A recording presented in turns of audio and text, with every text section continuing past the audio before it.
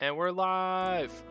Hello, everyone! Welcome to Chromatic Chimera, where tonight we are on episode 19 of Arc 2 of Agora's Bells, the first part of our two-part finale. I guess it's 3 parts, kinda, technically.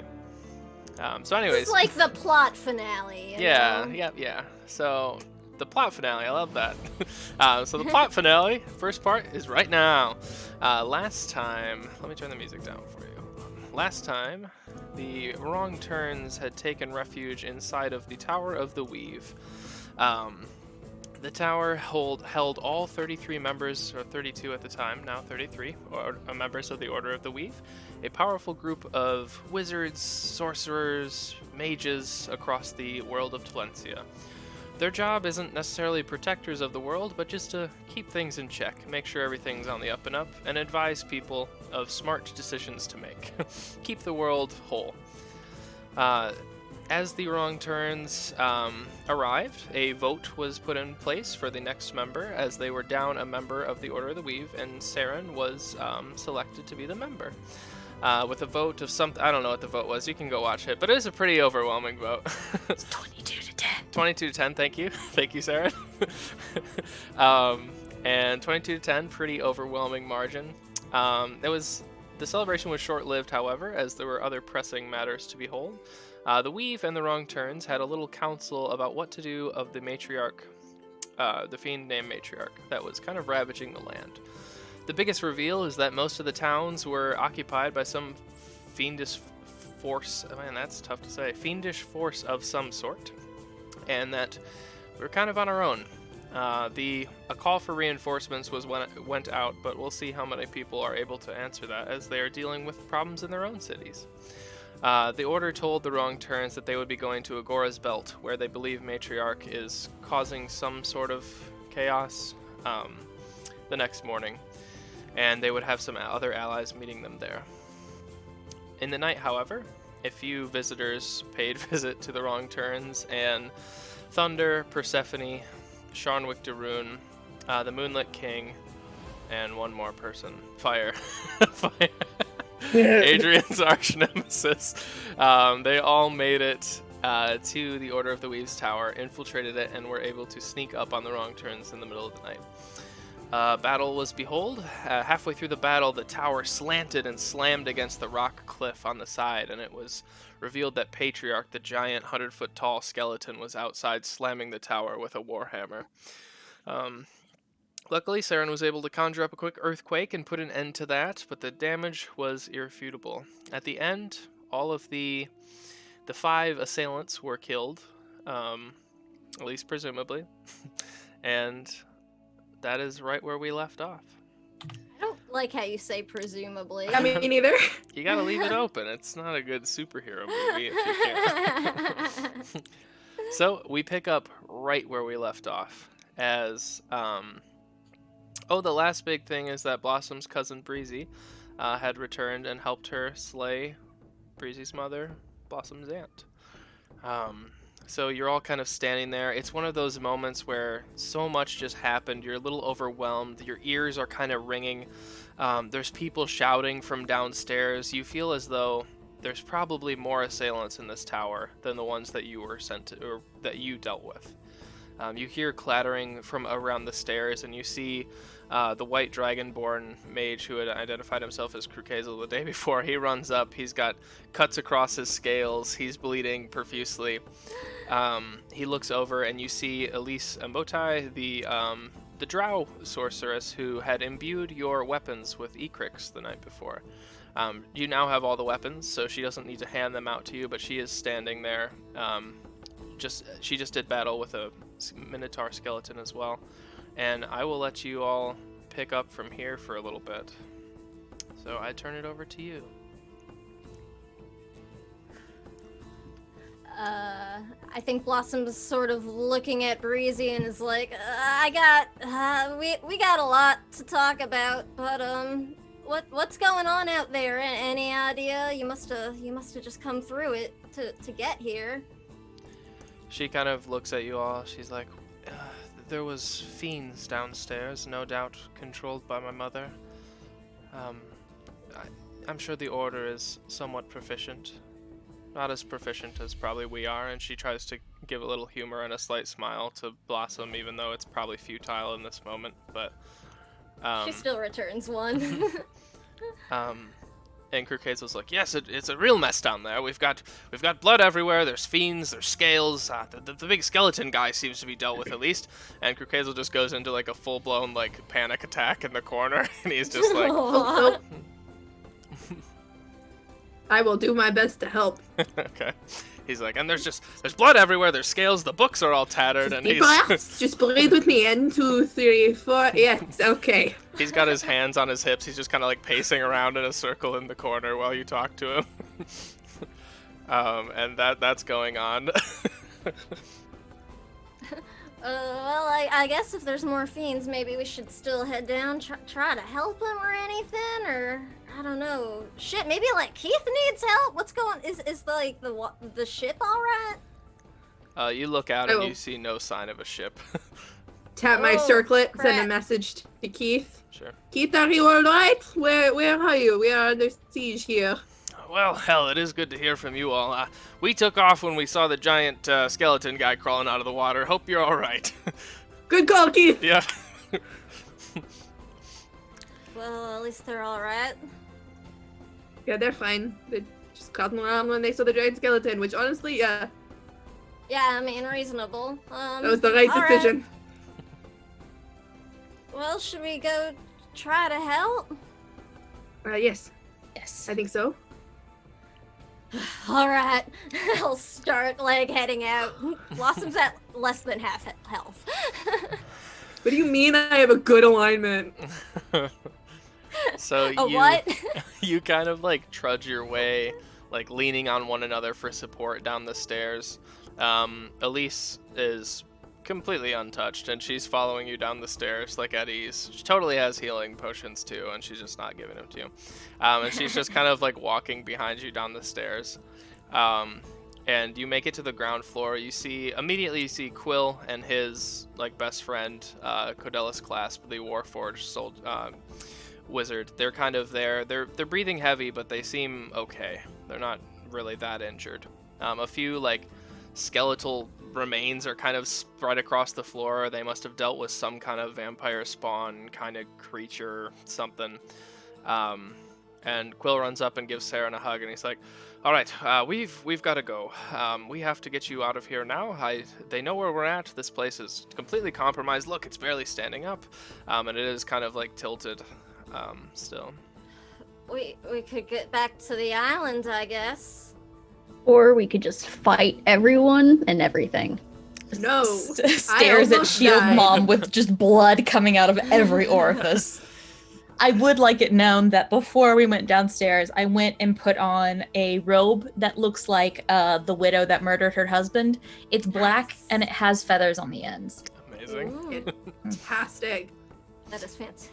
Yeah, you guys, you all grab your gear too. You know, but King Jax, was tossing it out to everyone before, and he's just kind of putting his shit back together. Just, all right, are we fighting some more? Quite. I liked my nap. I think we might need to. I don't know. We need to get out of here first. Looking around, do I see anything? Any sort of way out that's gonna be inconspicuous? is Alex's voice super deep for anyone else? What is going on? Yeah. Are we gonna Wait, talk what? about this? Yeah, I was gonna ask. Wait. Are you using a voice No. changer right now? No. It's Wait, what do you dreamy. mean? I'm a man now. Wait, what? Yeah, I your don't Voice get it. literally dropped an octave. Yeah, I thought you were doing a weird Keg Jack voice, Oh but no! Yeah. I thought maybe- you were doing like partially drunk, injured King Jack. yeah. So I was like, Oh. wow, okay, this is cool. Alex is Well, trying out a that new was the vibe character. I was going for, but yeah, Making thanks. big choices in the finale. Redoing the character arc. I thought he's not self-actualized yet. I just had one more thing I need to do. Oh wait, there it was again. Yeah, it's still there. But Wait, anyways, maybe it's my mic. Hold on. great finale. Maybe it's my mic. Hold on. I'm gonna look into that. All right, so King Jax is kind of looking around. I'll just give you all this because why not? But you kind of look around. You do see a bunch of other order members kind of composing themselves. There seems to be no serious casualties, maybe a few cuts and bruises, but everyone seems whole. You do see Vraknar the Elder. He's the person in charge. He's the president of this organization, basically. And he's like, "You need to get them out of here right now." And he points up from a balcony to Quill. And Quill's like, "Oh, yes, well, he always did know that I like to tamper with planes. But anyways, follow me." And Quill just begins waving his hand against the wall, and it just kind of splits open a little bit. And it's like a pathway. It's not even like a portal. It's really weird. And it's just this stone pathway that leads out of the tower, but it shouldn't. There's just air there. And he's like, "Look, I'm going to take you all to Agora's Belt. We're a few hours early, but we were going there anyways. You should have reinforcements there, and frankly, that was our plan anyways, so we should just get out of here now."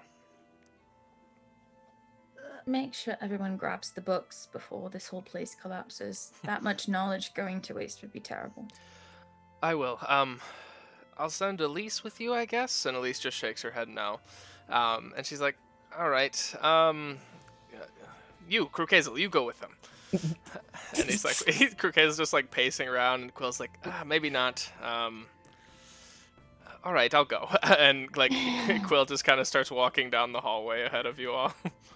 Oh, I was kind of hyped about partying it up with Krukazel. He'll meet us there. Maybe he could have turned the matriarch into a little bird and everything would have been fine. Aw. Right? All right, does my mic sound better Yeah, now? you sound like Alex again. Yeah. What was I sounding like this before? Pretty much. Kind of. No, it was like you just went through second puberty. Yeah, it was very pretty funny. slight, Your but voice just is enough to super be low. weird. It's Like, like it it's like was- when you see your cousin that you haven't seen in a year, and he's 13, and his voice just drops, and you're like, "What the fuck happened?" All right. You all right. literally lost an octave. It just disappeared. Well, that happens when you smoke magic pot, like King Jack does. Yeah, King Yeah. Jax does. So, Anyway. It's a character choice. so Kane Jax is just kind of like, oh, all right, let's get going then. No time to waste. Yeah, I guess so. Yeah, so you just begin walking down this it's like sloping and changing. It's just this like brick stone hallway, and you're just kind of like walking through what you can presume to be the air. And it's a really weird way of teleporting somewhere, but maybe that's what Quill has developed over his illegal tampering. So yeah, you make it through, and if there's any RP that wants to go on right now, that's fine. As you're kind of traveling, it'll take a little bit. If not, we can skip to where we're going and then do it. You know, I thought about making a comment about how incredibly illegal this is, and then I remembered the company I keep and reevaluated my choices. Nothing is illegal if no one catches you. Well, Well, It's to save the world, it's fine. ends justify the means. Exceptions can always be made. Okay, real quick before we go into the death field, who has healing potions on them? I have a healing in my hands. It's magic. But do I you have a gave potion? my though? potion to King Jax. I got one. Let You me- have one. Shield Mom. No. No. Hold Okay, I on, have let me one. ch- Oh, I have healing I have potions healing are for jelly women. still. Who wants healing jelly? And I just toss it to Saren. I am repaying favor now. We are now even, friend. Thank you. Okay, does everybody have some kind of healing item? Jelly or potion? Yeah. Do you have your healing item? I am Welcome my aboard, Explorer! I am the healing item. Okay, well, everybody who cannot heal themselves, you have a healing item. Yeah. Yes. Saren, yes. Shield Mom, No. here, take this. I give you my healing potion. Ugh. It's for wimps. Or for people who don't want to die. You know, that too. It's for wimps. The healing is potion for wimps. If nothing else, Adrian, you could Fine. always give it to someone else who needs it. Like, Fine, In I a will crunch. keep it. I will keep it for your peace of mind. Merci, thank you. You know, Shield Mom, sometimes it's the strongest people who know to be weak sometimes. I just prefer it if no one died. Like, it's not a measure of your capability or strength. I just don't want you to die. I mean, same. Nobody's allowed to die, alright? Fucking deal? Or We've if you made do, it That's you have right. to make sure to come far. back. We've made it this far. I think we're fine. Don't put that on us. I mean, Don't say that. Kind of touch and go here and there. I'm not gonna lie, I'm surprised we made it this far, and I'm I don't kind of really shocked. know what I'm to literally do now. bleeding from like 98% of my body. I'm very No. stabbed. I'm very stabbed. It was Very- It's a lot a, of stab. There's more blood outside my body than inside my body at the moment. yeah, that was a real close call. It definitely could have been like Thunder walking away from that one and not me, so maybe let's not go jinxing ourselves. You did get a badass, like, one-liner, though, when you killed her, so... Oh, Worth you it. heard that? I Thanks. did. You know, I've Very been, impressive. Well done. thank you. I've only been thinking about it for 5 years. Fair enough. Valid. That is quite some time. Yeah. And I like glance at Breezy and then look away. She's just kind of walking silently with a bunch of strangers, so. Yeah. You know, who she tried to murder the last time she saw us. So. Yeah. Yeah. Hey, one well, mistake, you know? So, Well, eventually. Terrence, Oh, sorry, go ahead. if I don't get the chance to say it again, it's been an honor and a privilege. You all are a mess, but I am grateful to have you in my life. Well, I mean, I love y'all, but we'll get a chance to celebrate when this is done. We have to, alright? I hope so. yes. We will walk away from this like we have every other challenge that we have confronted. We have beaten giants in stone throwing contests, and some of us have been crowned kings of individuals. Here we go. Okay. You get that Seriously, one though. last time, and it's it. Seriously though, you all mock my confidence, but have we died? Yes, actually, I died reading a book. Yeah, so that was your Okay. We did tell you Okay, not that to. was a bad. Okay, that was a bad question to ask. Two of you have died. Also, though, you Um, know, you were fine in the end. So. Yes, I but you was. were fine in the end. You were okay. I got better. Oh wait, I No died. Yeah. consequences. Wait a That's minute. all I'm saying. Yeah, we've had 2 party members die, so let's maybe not do that again. Agreed. I All I'm died. saying is, we have made it through one hell of a crazy adventure so far. I It's true. am pretty sure that our absolute garbage, everything about us is what has kept us alive this far. Yeah, It's not just sure. ridiculous dumb luck. Yeah. Are you Pure calling us ineptitude. cockroaches? Fuck. Yes. That is what we are. We are Team Cockroach. Team cockroach. Team cockroach. Are we really getting a team name change right now? I mean, y'all, I can't believe we're about to fucking rebrand from the wrong turns. We're to not top rebranding. cockroach. Absolutely not. I have this snazzy pin, so we're staying. I bought the goddamn merch. Mm, Nah, I mean, really, I like the wrong turns. Oh yeah. That's us. Like, I don't know, fits us. sure does. It really does. Unfortunately. It really does.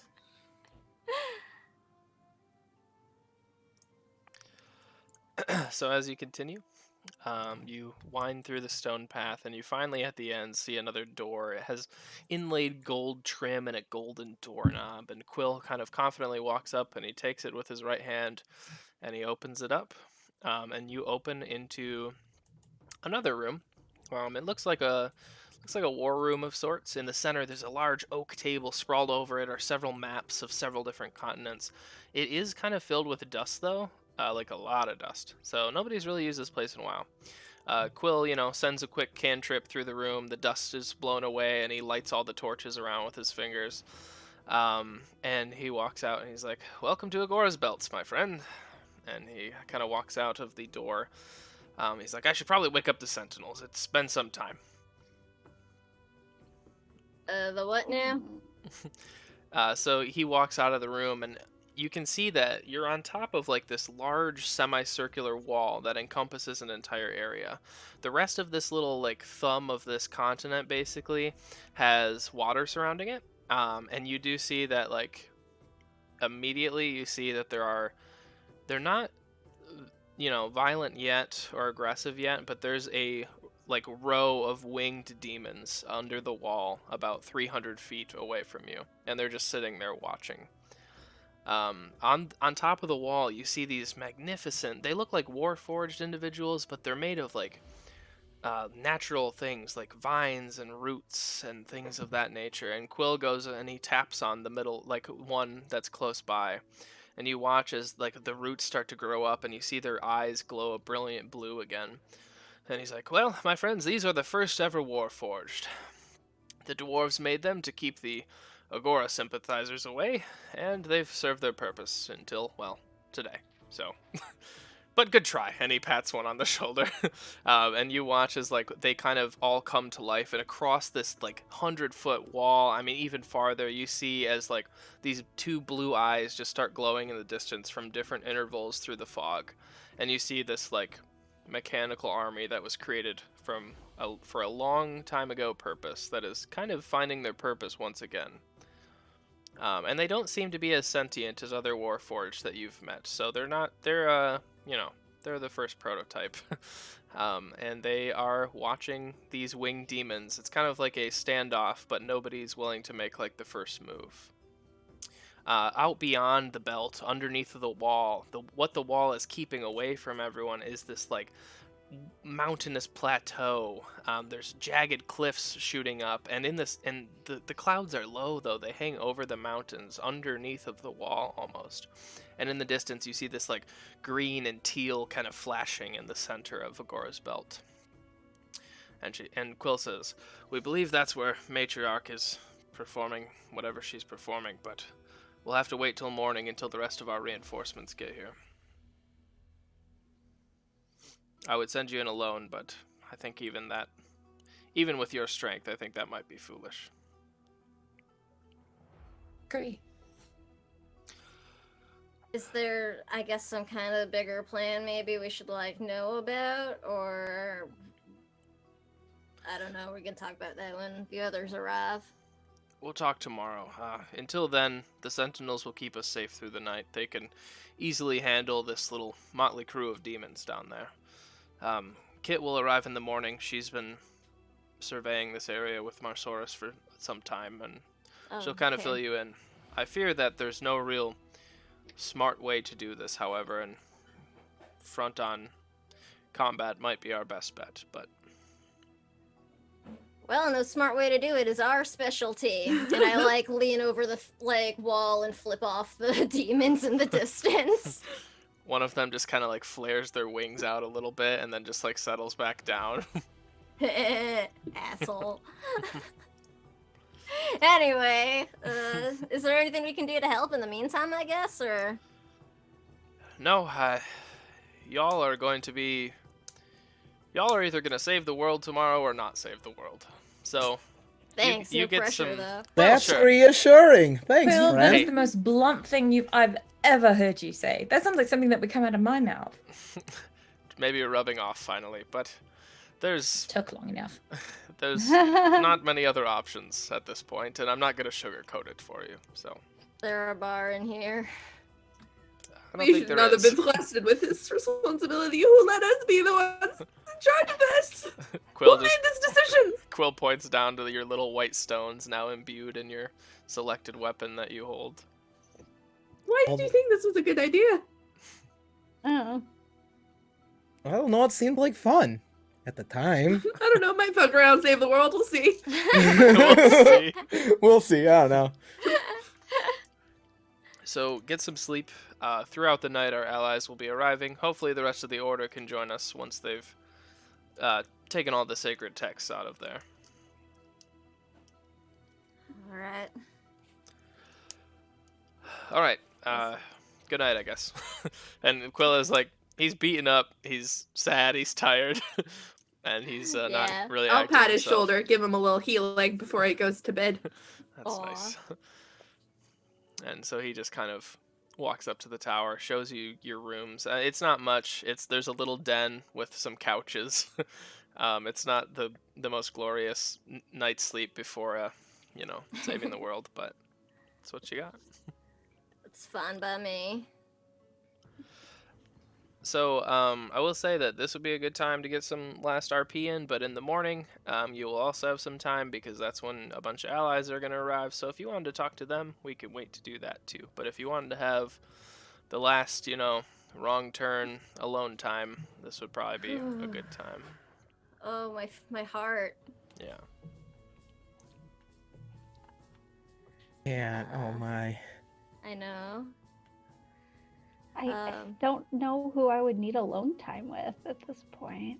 Yeah. I've We can kind of just we can just say that you all spend a nice night hanging out by the fire together too. But I mean, I know Blossom would want to talk to, like, Breezy at some point, because she's got questions. But in terms of party things, Blossom's actually been kind of wanting to talk to Adrian about something. Oh. we can do that. Oh. So at some point in the night, I'll come to find Adrian. Probably relatively late, given when we got there and stuff.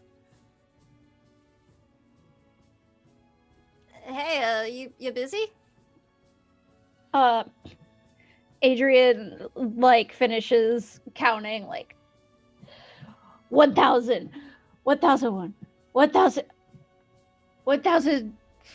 Yeah, I'm done. Okay. Shit, sorry, I didn't No, mean no. to Probably should have stopped about 100 ago anyway. Are you What's up? okay? Having Yeah, trouble sleep? I do push-ups when I'm nervous. Oh, yeah. Feeling kind of anxious tonight, I guess. Myself. Do you Sorry, do go ahead. push-ups like I don't know? Do you have a lot of trouble sleeping? You know, besides just before world-ending fights. I used to have a lot of trouble with it, with stuff like this going on, and I don't know. You're in enough battles, enough wars, and I guess you get desensitized. Right. Blossom like sort of perked up when Adrian was like, "Yeah, I've had trouble before." She's like, well, "It's just was it just kind of? I've been having a lot of trouble sleeping myself lately, and the only thing that kind of even sort of helps is, well, I mean, I've been told that maybe I should find some alternatives, and I mean, I know you've been through a lot yourself, and Oh, you're looking for a different nightcap? yeah, kinda. Yeah. That's. I know I've been on your case about this before, and I'm glad that you came to that decision yourself. Oh, I mean, not quite myself, but I don't know. I'm just so fucking tired, and anytime I try to sleep at night, you know, I just see these faces, and I don't know what else to do anymore, and I don't know. I thought maybe you might have some tips or something. Are they bad faces? People mean, that you've hurt or have hurt you? I've done a lot of things that I'm not proud of in the last few years, and even before I left home, you know, but yeah, I don't know the names of everybody I see, and I don't even really recognize, like, the faces necessarily. Sometimes it's just, you know, someone, but yeah, I just thought maybe you might. Yeah, I understand. Yeah, you get desensitized to things, but sometimes one thing will set me off, and yeah, I'll be haunted like that again, and it's going to be something that you'll probably deal with for the rest of your life, but it does get better. It doesn't go away, but it hurts less. Well, that's good to know, at least. But in the meantime, I know some good natural supplements that aren't, alcohol or whatever it is that Cane Jacks does. It's natural stuff. You'll just be able to fall asleep naturally. It'll keep you asleep, and it's not some weird whatever. I promise I'm not trying to sell you like snake oil. You're not just like giving me some peppermint oil pills and being like, see you in the morning. No, I'm not telling you to put on some lavender oil. And no, we're gonna get you some melatonin, and that'll help you get to sleep. But That's just for tonight. The Alright. dealing with the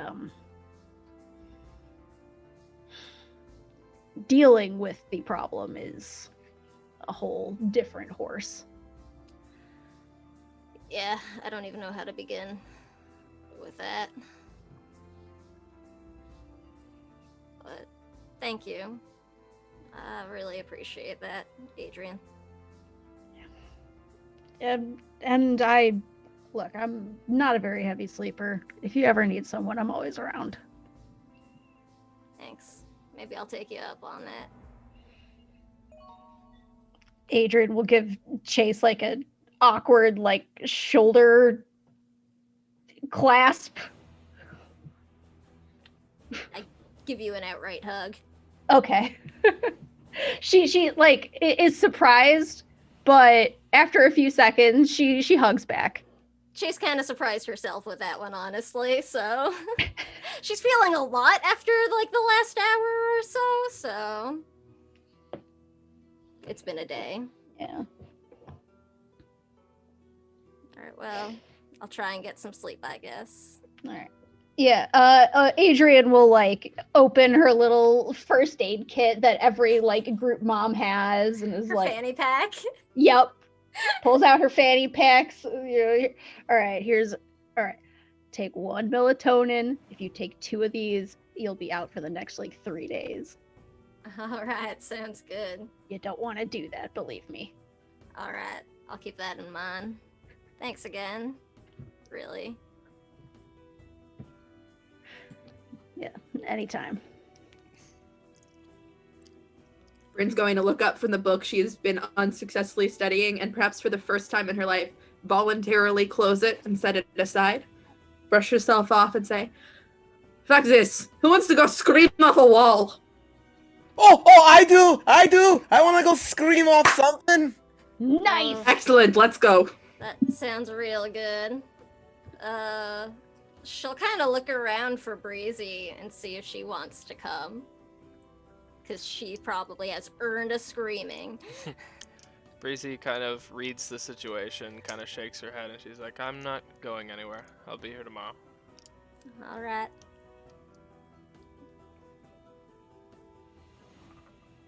Bryn will lead the way out onto the wall. Ooh, we have a wall to scream off of. We sure do. Yes.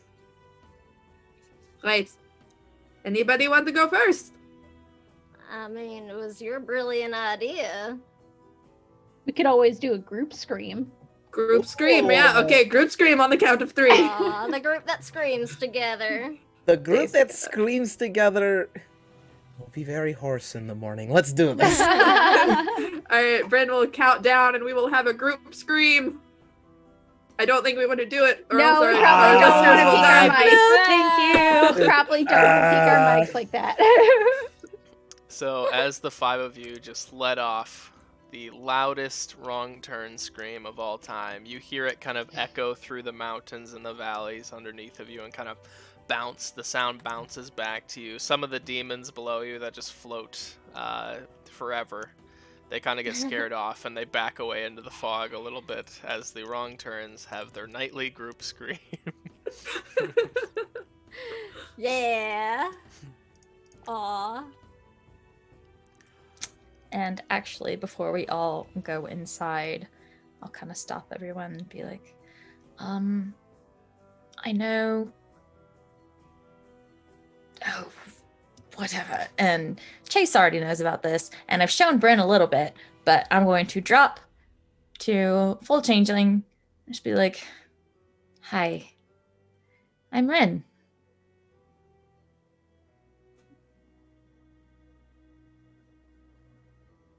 I wasn't paying attention. Where'd Bryn go? I think Bryn's over there. Yeah, Wait a second. Where'd behind Sarah you. go? Well, I'm the one wearing the fancy robe, so... Which is Where'd you get very Saren's nice, clothes? by the way. Huh? Where'd you get Saren's clothes? I'll do the hand wave, and it's just, hello. Oh, you're one of. Oh, I had no idea. You're one of the folk that can change the shape of their skin at will. Mm-hmm. I Sure had no am. idea. How crafty! Oh, I thought I was the sneaky one this whole time. I'm sure you Never did, King been a Jax. sneaky I'm one. sure you did. Oh, so wait. Oh, Beans. So many different names to keep. His eyes are just growing huge as he's like, so many names to keep track of. Actually, Three or four Jax. different languages. King Jax, did I ever tell King you? Jax, and I'll go back to Sarah and be like, it's okay. I like this one better anyway. Oh, okay. Well, Darren's fine. well, I like both either way, whichever suits you better. I'm too stoned to give difference care, so. Well, I've been Saren for over a decade, and I've kind of gotten used to it. So. And King Jax pulls you into a big hug, and we like having Saren around, so thank you for joining. Love being around. However, I am 95% bruises right now. Beans. Sorry, I forgot. Sorry. It's very emotional and tension's high and. No, it is, and I'll like get on. Actually, no, I will turn into a fear bulk as tall as he is. Oh, Beans! And I will ruffle his hair. Aw. And I thought I was the tall one this whole time. I'll go back to Saren. You are, don't worry. Oh, this is fun. Oh, we're gonna have fun with this. Oh, I already have. You have no idea how many times I've turned into something. You all weren't paying attention. Oh, you're gonna have to Oh. fill us in then. They're Oh, very Jax. bad at paying attention. So, King Jax all is those super times, tense. all those times I asked who wants to do my regiment, you were a furball this whole time, and you had all those muscles, and you were so tall, and you didn't tell me. I'm sorry. That's all I. You have my deepest apologies. You could have done our regiment. I will. I will turn myself into the scrawniest, skinniest little child. Being like, what are you talking about? Oh man. Yeah, we're gonna have a good time. I'll go back to Saren. So much chaos. You have given them a dangerous, dangerous thing, Saren. All the tricks we will play, the spell books will steal, the pages will smoke. No. What no did you stealing just say? spellbooks. I meant to read. I meant to read. You liar! Well, the word for read in giant is smoke, so it sounds like smoke. You have to believe me. No, I don't actually, and I'm not going to. Oh, beads. Look, I just thought perhaps we could steal spell books together for once in a while that don't belong to you two. Learn As new long as you magics. don't smoke them. Fine, I won't smoke them, but I will get a little sniff in. They smell good. Yeah, I Books like the smell smell of good. books as much as the next bibliophile, excuse me. Oh, Just that's don't burn them. Adrian's the bibliophobe, I Yes, think. correct. Well, it's just I don't know. I'm just we'll just gotta think about what we're gonna do after this. You know, yes, take long, well-earned vacation on beach, but then what? Steal spellbooks? Learn ancient secrets about blood rituals? Who knows? I mean, we could work on you. That's what I meant about secret blood ritual things. Yeah, I picked up what you threw down. I mean, I'd be interested. It's a mystery. It's a fun thing to solve. And your family. So, King Jax gets teary-eyed. He has to turn away. Oh, like, don't look at me. I'm a big blubbering baby right now. all right, you big blubbering baby, as long as you stop stealing pages from my spell books. All right, King of Ogres and Stone Giants, do solemnly swear to never steal pages from Saren or Bryn's spellbooks ever again. For the use of paraphernalia in the smoking and inhalation of cannabis. For any use. Or for any For other any use. reason, you Or cannot any do other- this. Can I still take peek and read page, though? As Keep long as it visible? won't kill you, sure. Okay. All right. But other wizards' books are still on table because I did not solemnly swear to them. It's fine. But we get to look first. Deal. Accepted.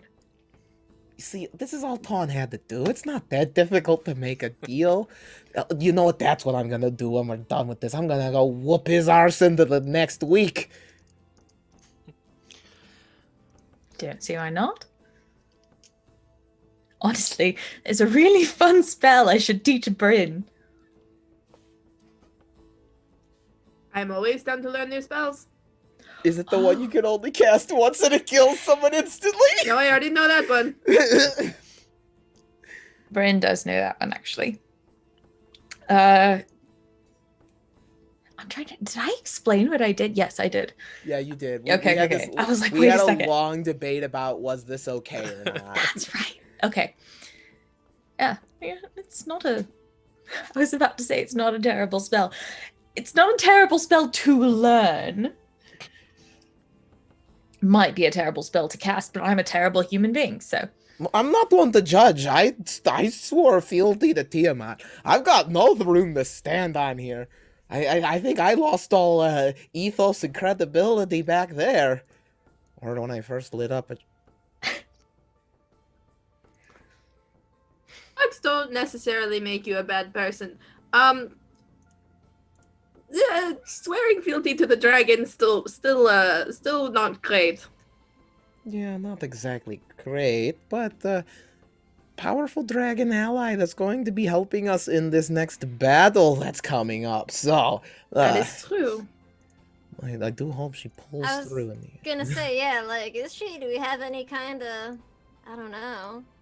I'll pray tonight. I'll pray real good and hope perhaps Tiamat you'll make guest appearance. All 5 of your heads. Take what we can get, really. And bring the bingle boppers, I suppose. They'll make nice cannon fodder. Don't let us down, Luna.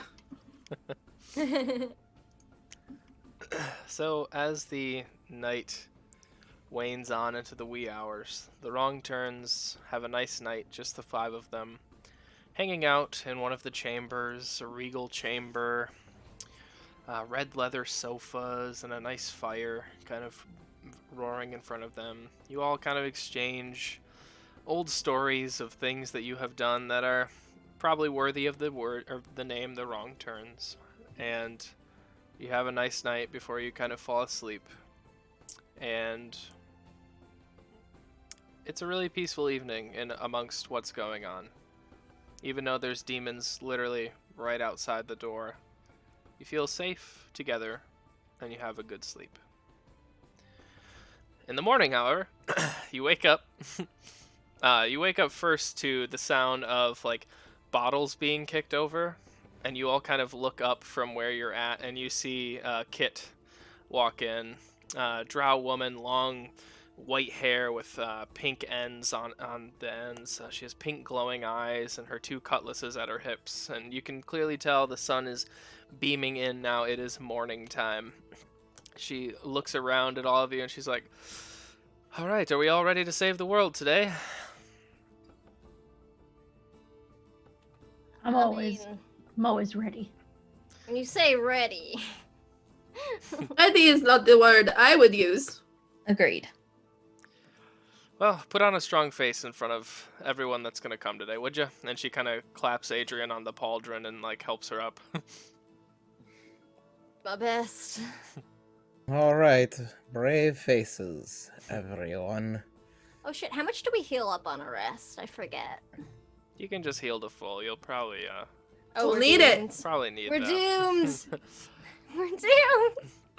Outside, you see the humanoid form of Marsaurus. He has brass scales, light blue robes with like white trim. He's standing there and he's like, "Oh, hey guys, me and Kit just made it here. We're really excited to be here. I'm gonna be with you guys through this whole thing, so I'm right here." Good to see you, Marsaurus. Please be careful. Yeah. I'll do the best I can. Should I pull the old red dragon trick on him again? That's a classic. It always works. Oh, that is a good one. Might Might be worth a shot. Can't hurt, honestly. I'll give it a Increase your go. intimidation factor. No reason not to. he like walks off to a different chamber. Honestly, maybe we could like try to make him think he's on their side, right? Because the Daruns are gonna have some dragons too. Might be worth a shot. Not sure what that would accomplish, but yeah. I don't know, at least get him like behind lines to start wrecking shit that way, maybe. So as you're all kind of standing there, you look out on the opposite end of the wall where people are coming in, and you see below you this drawbridge that has been lowered by the two of the Oaken Sentinels. And you see this large group of people coming to your aid.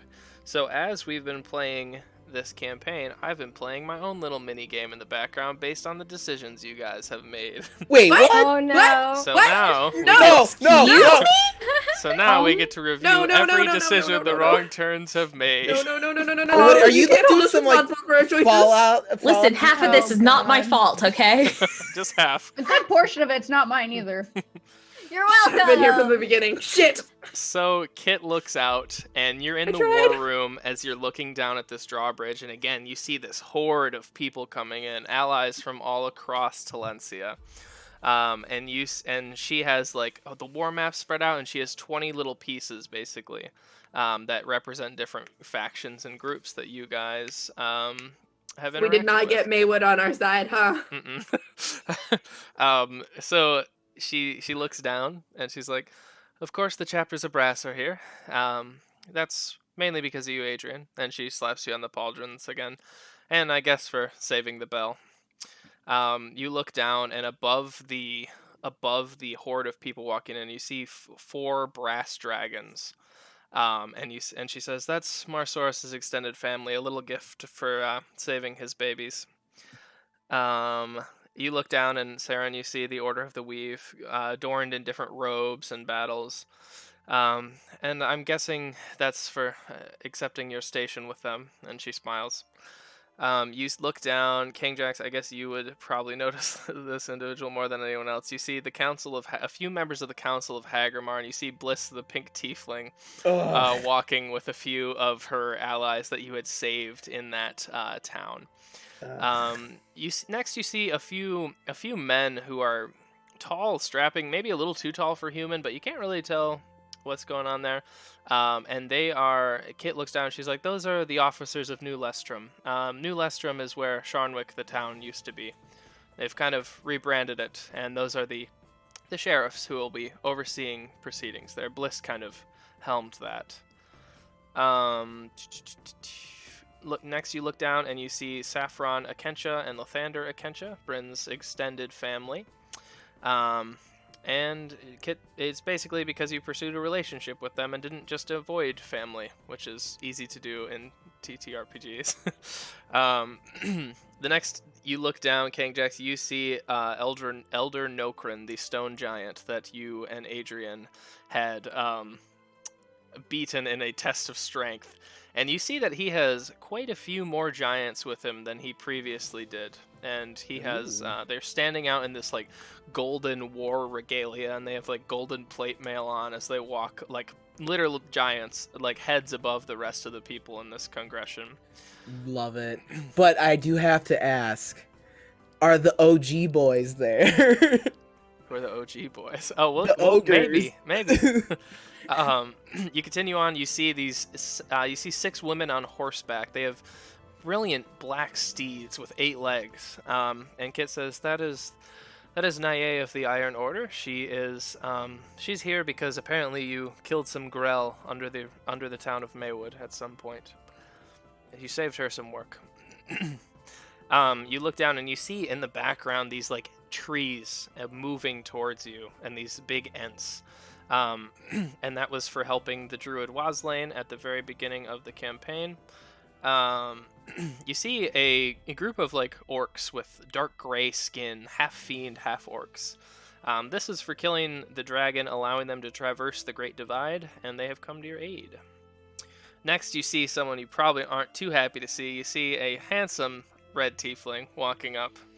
And that's mostly because he didn't want to miss a party, but also because you chose to kill the guards instead of kill him and You Maywood. think anyone would notice if he accidentally got caught in the radius of my fire spell? I don't know. Next, King Jax, you see your brother, and with him you see a few warriors of your clan, and you see MF, the giant Goliath, who is as towering as the stone giants.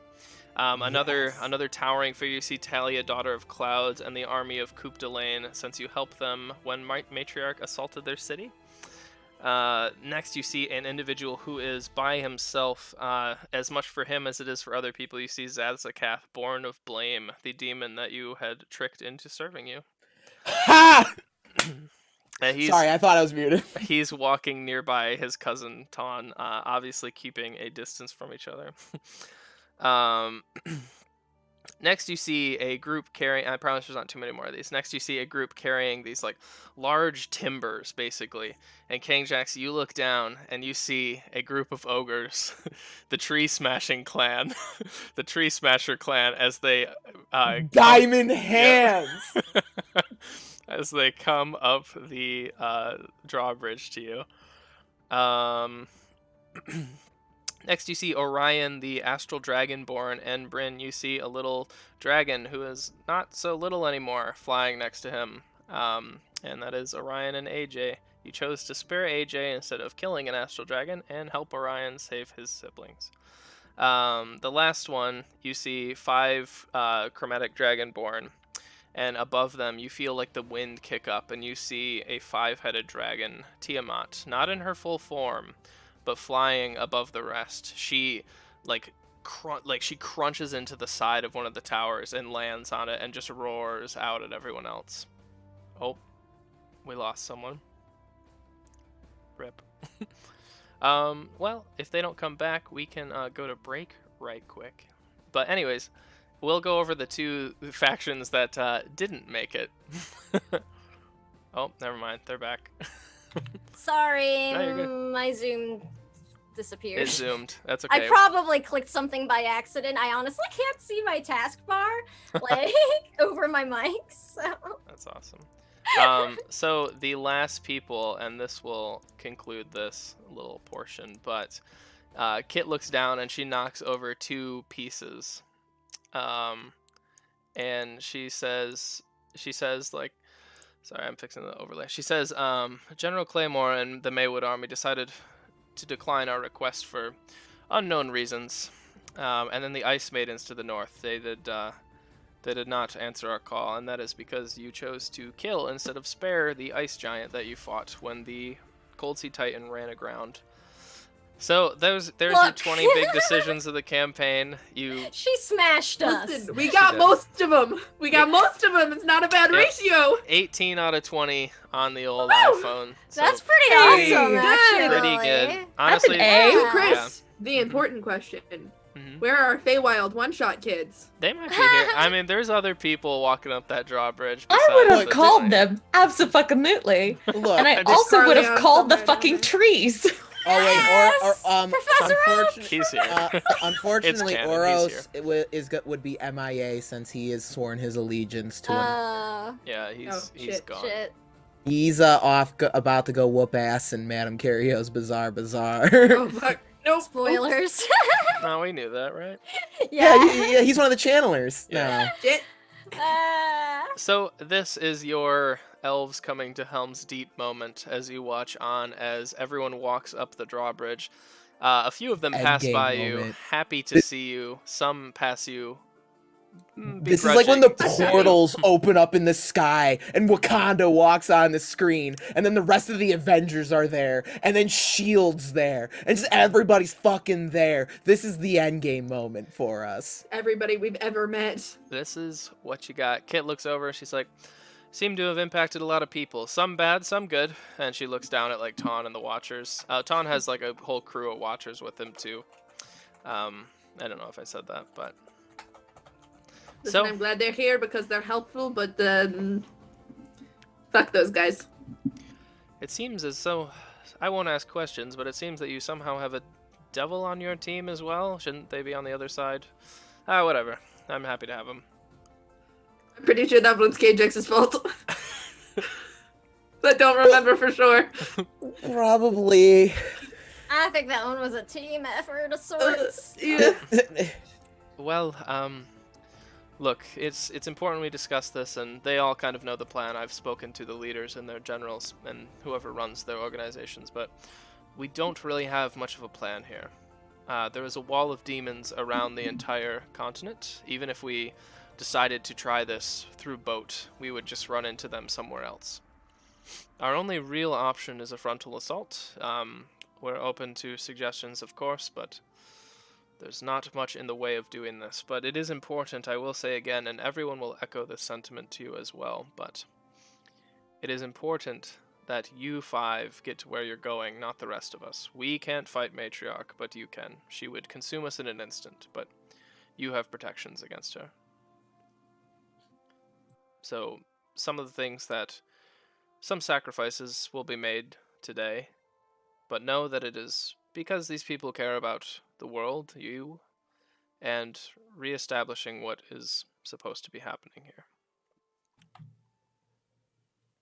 Oh man, we had mentioned, maybe the possibility of like Marsaurus trying to get across enemy lines, with some sort of trickery or something. That might be a good way to drop us off a little bit closer to where we gotta get to.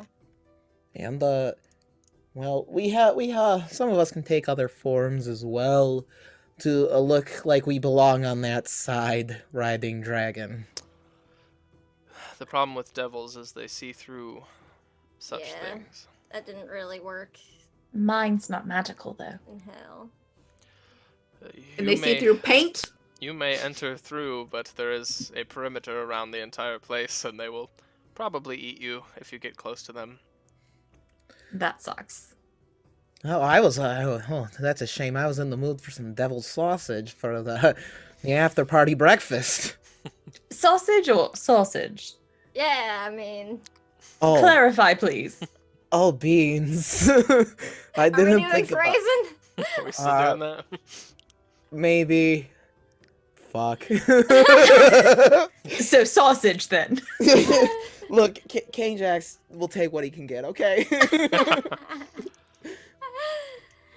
All right. Well, I guess when are we planning to get started? Listen, real quick, I must point out that as far as we know, Kane Jax is the only person who's gotten some for this entire campaign. That's true. It's true. I know Blossom and Cal are hanging out a lot. Not the That's bard. Kit says we're gonna give everyone time to get ready, but we'll probably step off tonight. Marsaurus has already volunteered to give you a ride into the fight. Oh, He great. doesn't seem too keen on leaving your side, so He's an old friend. He's And a a good good friend. ally. Well, he should still probably get somewhere safer. He doesn't have the Ecrix once we get closer. he'll drop you close. He won't go all the way in with you, but Oh, okay, good. just protect him, because I'm sure they'll have some sort of anti-air fiend. I'm sure that's a thing. We'll do our best. I don't want to... We're not going to lose anybody if we can help it. All right. She looks doubtful as she's, commanded quite a few wars at this point. Yeah. Blossom knows, but still. Yeah. Look, I know things look bad right now, friends, but Marsaurus has gotten us through dire straits before, and he will again. So I will, at this point, wrong turns, I will say pretty much all of your allies, anyone you could want to talk to, is pretty much here. If you have I was gonna any- say, if you have rousing any speech for the goodbyes, giants. If you have any goodbyes or farewells or good lucks, that'd be a good time to get them out before we step off tonight. Yeah, all right. All right. I've got some NPCs to talk to, but I feel like I've already done a lot, so. I just want to give my giant subjects a rousing speech how we are the big boys, and it's us who will who will trample the demons underfoot. As Because you we walk are out, the giants. as you walk out to give this, you are immediately flanked by 2 ogres, as if you have your own Yes. Secret Service bodyguards. Yes. They kind of yes. just they Please push tell me people they're out of dressed your way a fancy little. as fuck too. Fancy for ogres. They like All right. fancy for ogres. They like push people out of the way and kind of make room for you. Yes. All right. So that's exactly it. Kane Jack's like, we're gonna work on the look here, but I like it. And you notice that it is Oog and Boog, the 2 ogres yes. that you had trained to smash trees. Their weapons clearly fashioned out of some tree trunks that they've been lugging around. I love to think their weapons are like tree trunks, and they drove like massive iron, like metal stakes through them. Yeah, pretty much. They're not too fancy. Just railroad spikes through it. But yeah, So you I have your get- own detail now. All right, so I give my giants a rousing speech and how, like, united we can be the giants that we were always meant to be. And even united, we giants will trample demons and devils underfoot. You look over and Elder Nokrin, the stone giant previous leader, he pats a blue-skinned, light-skinned giant on the back, someone you don't recognize, and he says, I told you he was good. And the woman, the giant, she talks back. She like hugs him and kind of side hugs him and kisses him on the cheek. And she is clearly like a storm giant or a cloud giant, somebody that Elder Nokrin had a relationship with, and she has brought her clan as well. Ooh, fancy. Mm-hmm. Very nice. And then I'll also, I will flag down Tiamat the best way a mortal can and just essentially thank her for showing up. Sure. You like approach the tower that she has made her makeshift nest in, and she's like grooming her scales with 3 of her heads while the others are on constant lookout. And she's not full size at this point because she is still growing. Yeah. But like the red head in the center kind of like snakes down to you eye level, and her head is probably still as big as your whole body, even in her Oh, yeah. smaller form. And she just breathes heavily towards you and like waits for you to talk. I just wanted to say thanks for coming out today. Much appreciated as your loyal disciple. She kind of like huffs and some flame kind of flares up from her nostrils. And she says, I look forward to you growing my subjects in the new world. Yes, well, I did give your new subjects a very nice, rousing speech, so hopefully we'll win. You're a god. What are the prospects looking like? The white head kind of swings around to you as the red head kind of like, it's almost like a gear. It's weird, like they're revolving together. The white head swings around and says, not great. And she just swings back up. I assumed so. Well, you try to stay away from Matriarch. I don't need her eating you too. I'll be here. Yes, you let me and the company and wrong turns will handle big bad demon. You just keep the troops safe.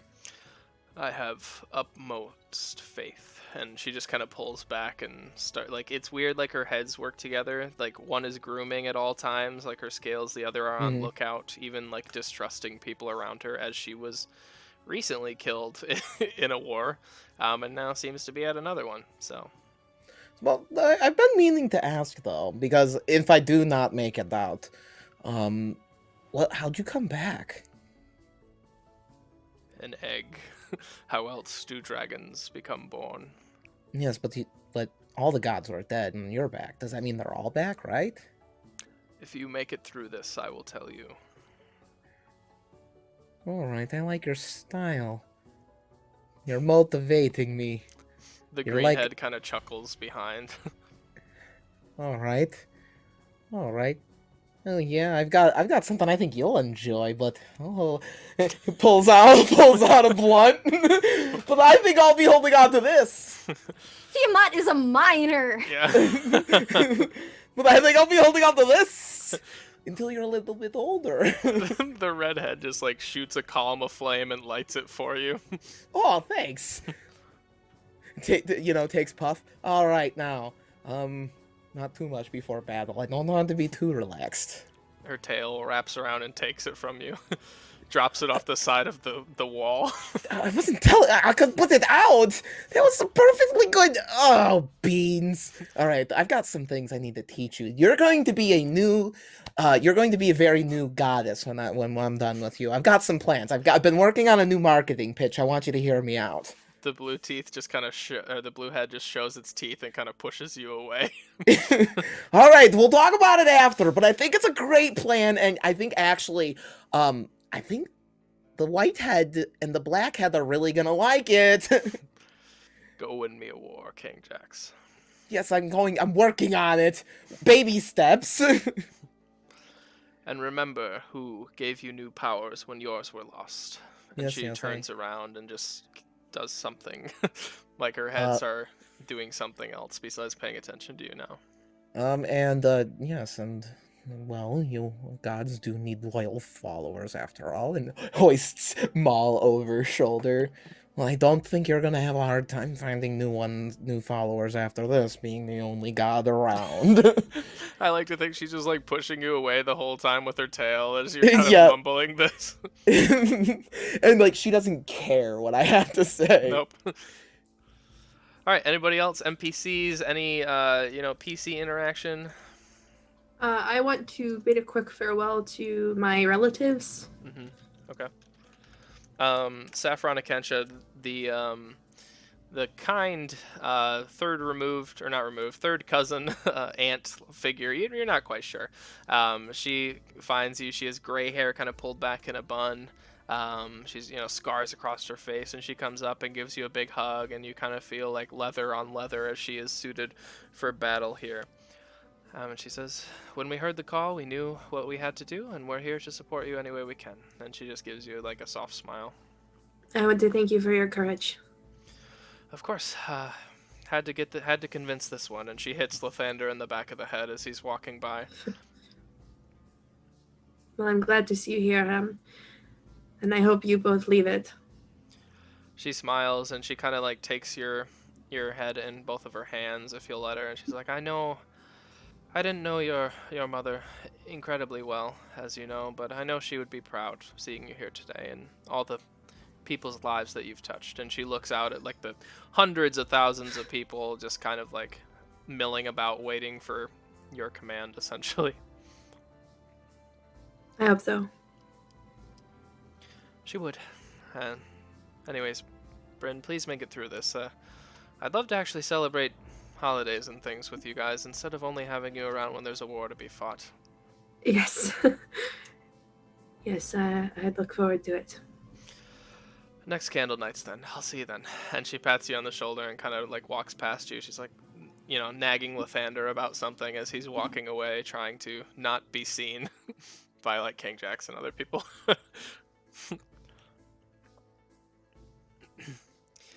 All right. Anyone else?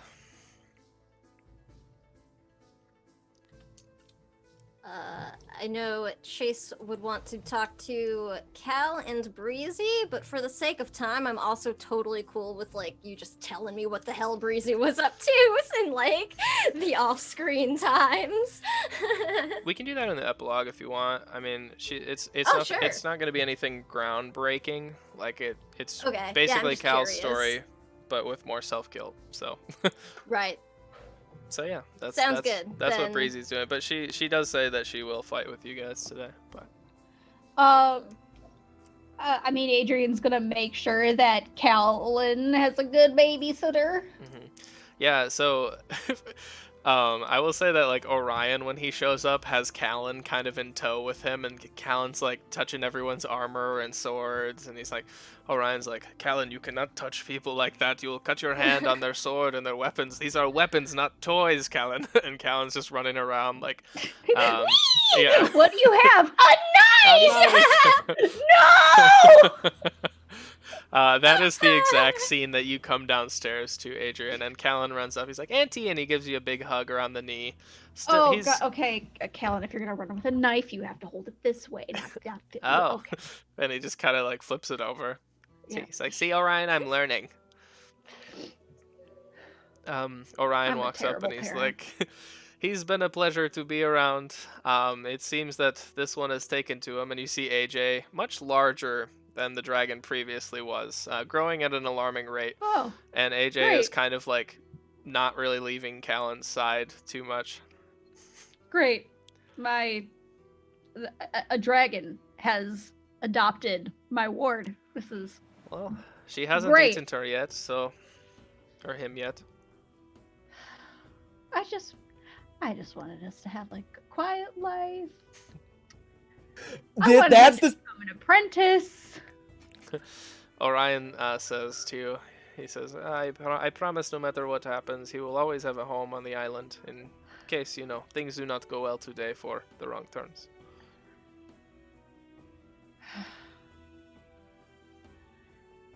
It'll be fine, but that's good to know. You'll all be fine, I'm sure. Callan kind of runs back up after that very blunt statement by Orion, as he is a very blunt individual, if you all recall.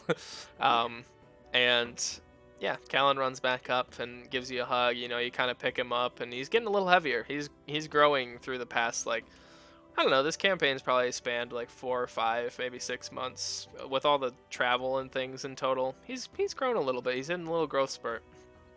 Oh boy. But he's the same Callan. Sandy hair, a few freckles here and there. Still Sandy happy. hair. Doesn't he have sandy hair? No, Oh, what color hair is he got? he's black. Oh, I didn't know that. I didn't know what color hair he had. No, he's got dark skin and dark curly Oh. short hair. Sorry, it's been a while since I've read Callan It's okay. descriptions. I apologize. Yeah, so anyways, he's the same Callan, though. Oh boy. All right. Yeah. After just Adrian doesn't make a big deal of what's going on. Essentially, just so that Callan doesn't worry about it. Yeah. So she's essentially like, "Oh yeah, I've got work tomorrow." I've got work tomorrow. All right. See Callan's, you in the morning. Callan's immediate response is, "Oh, can I come?" He's just Now, nope. next time. We'll talk about it next time. Okay. I'm gonna hang out with AJ if that's cool. Yep, that's fine. You just see this probably young dragon This at is this fine. point, just kind of skulking around and Yep. kind of making sure that Callan is okay. I want to give AJ a cuddle. Yeah, you come I up. forgot that I wanted to say goodbye to AJ. He's much bigger than last time you've seen him, kind of growing too fast. And you kind of pet him under the chin, and he kind of pushes against you and rubs up against you. My boy. He is growing faster than even Callan. I love my boy. I love my dragon boy. Hopefully he makes it. Oh god, no. Nice. So yeah, AJ is gonna stay with Callan. They'll be fine. But yeah. So is there anything else we want to do? Chase was gonna find Cal still. Sure. Yeah, you find him brooding somewhere, I'm sure. Right. I think Kate also wanted to do something though and hasn't done a scene yet, so. I was gonna get something really sad, so it's probably better that you go talk to Cal. Oh. Ooh, okay. Okay. Up to you. Go ahead. All right. Oh man. All right, so I'll go find him. Okay. Yeah, he's probably brooding somewhere up high, kind of sitting on the side of the wall, just kind of looking down at everything going on. He seems to have made friends to an extent with the crew on Keith's ship, so they're kind of nearby drinking with him. And they kind of, when they see you, they kind of, shove off. But Yeah, Chase sees him and is really relieved that he's also okay because I haven't seen him since the giant patriarch skeleton was hulking out on everything. yeah. So she'll just sort of run up and just being like, "Oh my God, you're all right." Yeah, I guess physically. I'm really tired of having to wonder if you're gonna die next time we see each other. So. Yeah. I'm kind of getting really tired of wondering if I'm gonna die or you're gonna die before we get to see each other again, honestly. So Yeah, it'd be nice if we could fix that, but I think maybe after this, if you're up for it, I was thinking about maybe taking a bit of a break from things where I might die. oh yeah. Well, I know you don't really like the water, but Keith's got a great crew. Could take us anywhere in the world if we wanted to, get away from this for a while. But we could teleport. It's fine. We can figure it out. I don't like the water, but I feel a little bit better since, and she'll like jokingly wiggle her hand at him with the water walking ring. I thought we talked, but okay. Oh sure. yeah, I know. Okay. But I don't know. I don't know if you heard the news about what happened last night. Oh yeah, I took off on the boat. Keith, I was trying to swim to you guys, and Keith kept pulling me in, calling me like a moron or something. But you know that guy. Oh, I mean that kind of scans. But Cal, she's gone. She's dead. Like for real. Thunder is gone. I got her. You can see that like Cal like physically relaxes, like his jaw unclenches for the first time in his whole life. And he just kind of like loosens up and gives you a big hug. He's like, I'd say I was proud, but you had more pull to her than I did, so well done. I mean, I'm not gonna lie, it really easily could have been her walking away from that one, but she didn't, and she's not, and she can't hurt either of us or anyone else ever again, and we're safe now. That is really a relief. Let's go finish her friends today, and then we'll never really have to deal with it again. That sounds good. Today, look, don't you dare die today, okay? Like, after all of this. Not without me, at least. Yeah, sure, we can make like a pact or something, but, it would be a real shame if after everything, today was the day that kind of did us in, but I think we'll be alright. Blossom's ears sort of turn bright pink, like on the inside, the way a cat's does. And she'll just be like, I don't, just in case, and since we're safe from her, I need you to know that I love you, you big fucking grump. He kind of laughs and is a little embarrassed. He's like, I feel the same way. And he just kind of smiles and gives you a big, you're probably still hugging, kind of, and he just kind of pulls you in closer. Yeah, once he says that, Blossom just sort of starts laughing and actually crying kind of embarrassedly, like at the same time. But she'll grab him by his coat collar and give him a big kiss, and her tail will like wrap around his. He returns it as he always does. And it's a real sweet moment in the heat of probably an ensuing battle. Yeah. So once they sort of pull apart, and I think they sort of just have some like calming, like small talk for a bit before Blossom really leaves. She'll just sort of add, like, I know we said that we're not allowed to like die today, but just in case, if I don't come back, can you just keep an eye on my folks and Breezy for me? I can't stand the thought of something happening to them now after all of this, and I know I can trust you to keep them safe. Yeah, I definitely will. Again, I don't think anything's going to happen. You guys are stronger than any group I've seen, but I don't think that I'll be the only people looking out for them. And he kind of points down to the 4 wrong turns, kind of walking through the streets down there. Yeah, I mean, hopefully we'll all be making it back, but... Yeah, I think everybody but King Jax will be fine.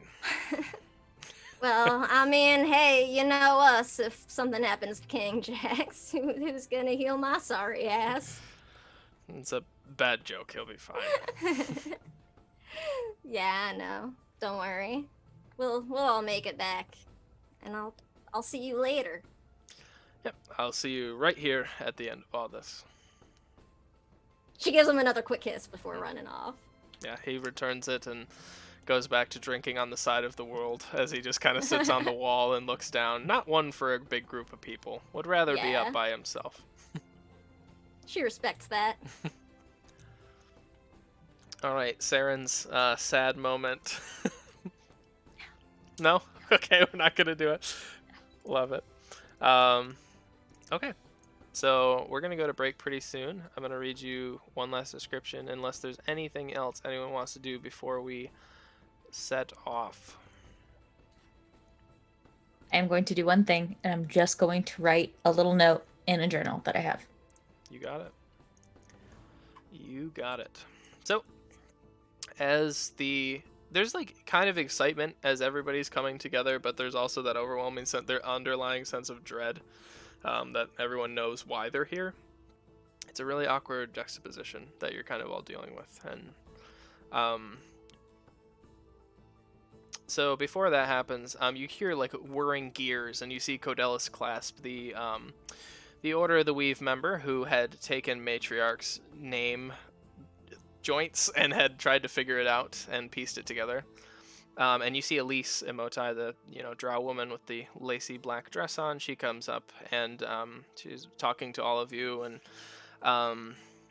now you do notice, I'll just say this because it's funny, you do notice that there is a Watcher's tattoo on Elise's right shoulder. So you get the sense that the Watchers are here for more reasons than one. But anyways, they come up to you, and Elise says, I just wanted to just kind of talk about your new weapons for a bit. They're functionally the same, but I did want to say this in case it meant anything to you all. That doesn't mean, frankly, shit to me, but as you know, we all the members of the Order have like a secondary duty of sorts. Saren, you'll find yours in time, I'm sure. Mine is a weaver. I'm an artificer of sorts that pulls from other realities and creates. And it is a talent that has been taught to me by my guild. Not the Order, but the other one.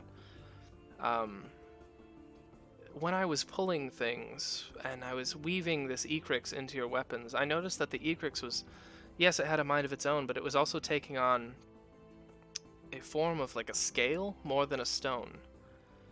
And when I was gone to the other realm, I felt that something was watching me, and there was this magnificent dragon with galaxies in its wings, and it was not Agora, but it was a male dragon, and he told me that these were his scales left behind from when he fought his sister here.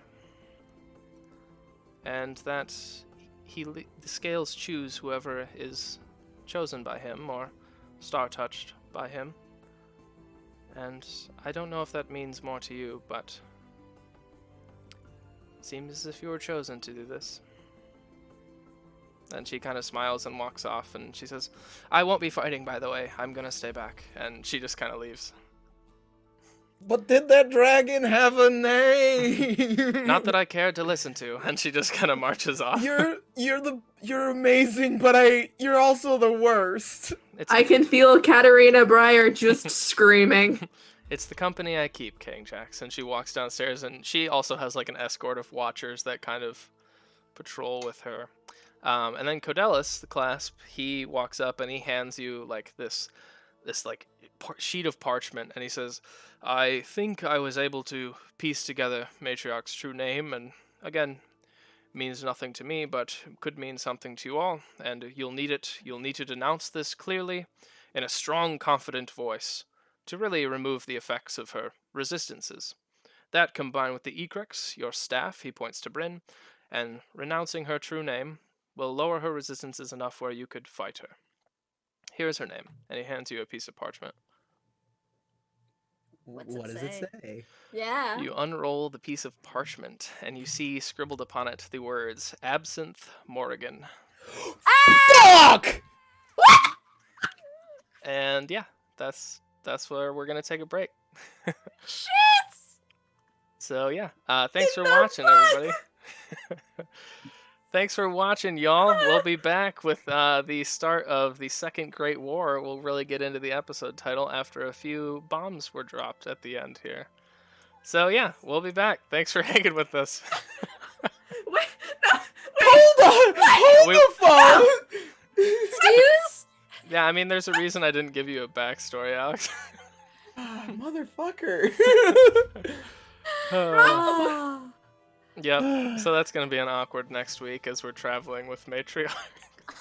Oh, hey guys, I'm just an evil demon trying to take over the world. This helps. Lorian's just gonna be like, see, nobody good ever gets resurrected.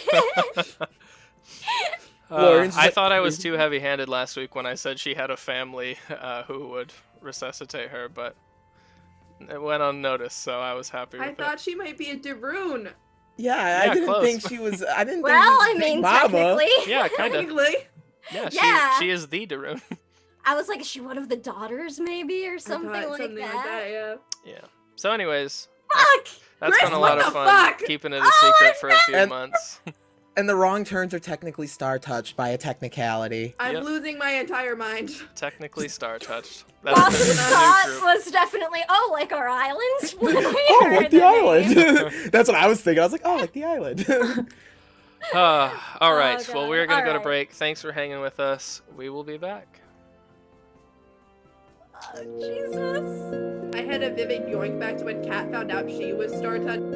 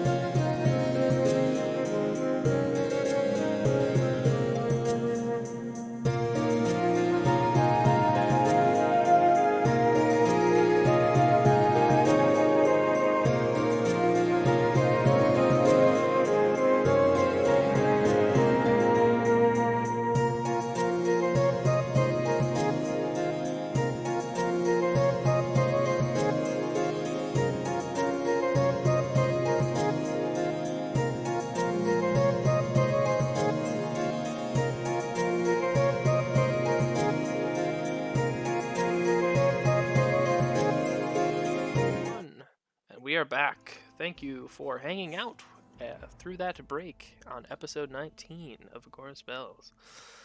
We don't really need to recap much, but there's a lot of bombs just dropped seconds ago, so scrub the VOD back if you would like to hear those. Basically, my character from the other game, spoiler, is matriarch in some way, shape, or form. And the wrong turns are star-touched by a technicality. So, A technicality. so as you all kind of like, that name doesn't mean shit to the wrong turn. So like, yeah, okay, whatever. So as you all take that piece of paper, you head down the stairs, and as you walk by people's rooms, you see this like preparation montage unfold before you. There's priests praying to their gods or arch existences. There's warriors sharpening their blades and putting on their armor. You walk down the hall, you see a lot of faces you know.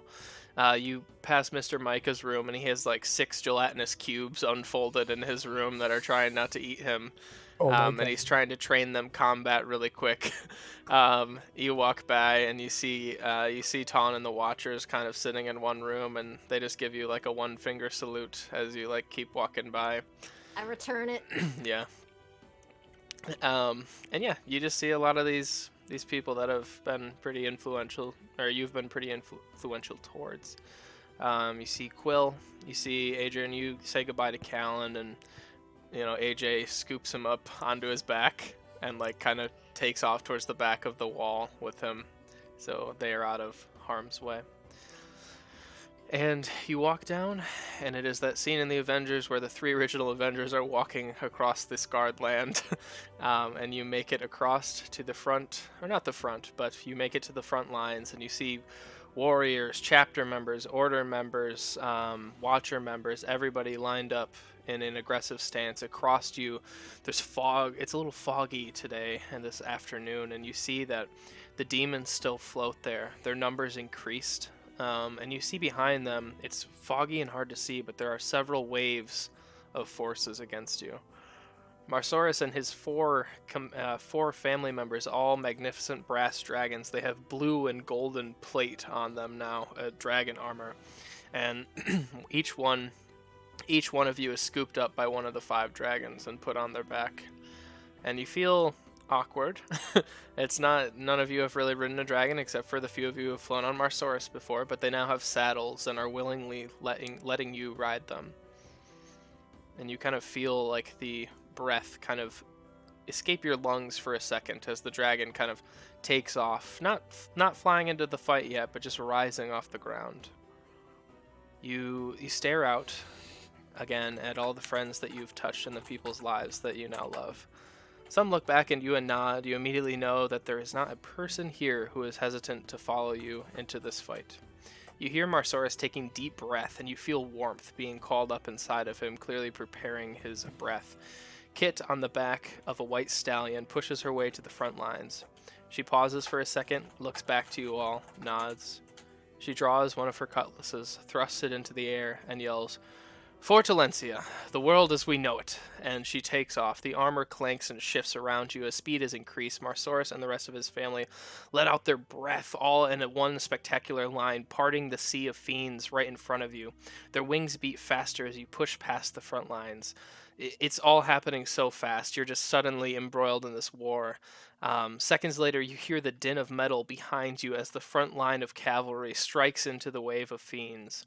In front of you, you see the second wave of fiends bat their wings. The dragons maneuver expertly, but are constantly being berated by the blackened claws of devils. As you push and fight against the devils, you hear a resounding boom in the background. Out of the fog, you see 5 jagged, wicked ballista shots heading towards your mounts. Wicked creatures emerge from the smoke. It's hard to tell where the ballista begins and the fiend ends. They rapidly fire off rounds and rounds of bolts towards your mount before all 5 imp dragons impact the ground. In one swift motion, you are surrounded by black fur, 5 stallions creating a circle around you, now on the clay floor. 5 Iron Order members dismount and form a perimeter around you. It is now that you see in front of you the giant skeleton of Patriarch, reformed. He yells out to you, and a dome forms around you. As combat is embroiled around you, Bryn, now would be your time to do what you said you wanted to do. Right. I will turn to Saren. And I will say, in case we die here today, I didn't want to leave it without doing this. And I will grab her by the robes and kiss her. And then I will pull out my staff and ready for combat. You idiot. I fucking wrote you a note. It's on your pillow. Fine. I love you. Okay. Fine. Don't die. You too. If you do, I'm gonna have King Jax bring you back. I'm gonna kick your ass. Fair deal. Okay.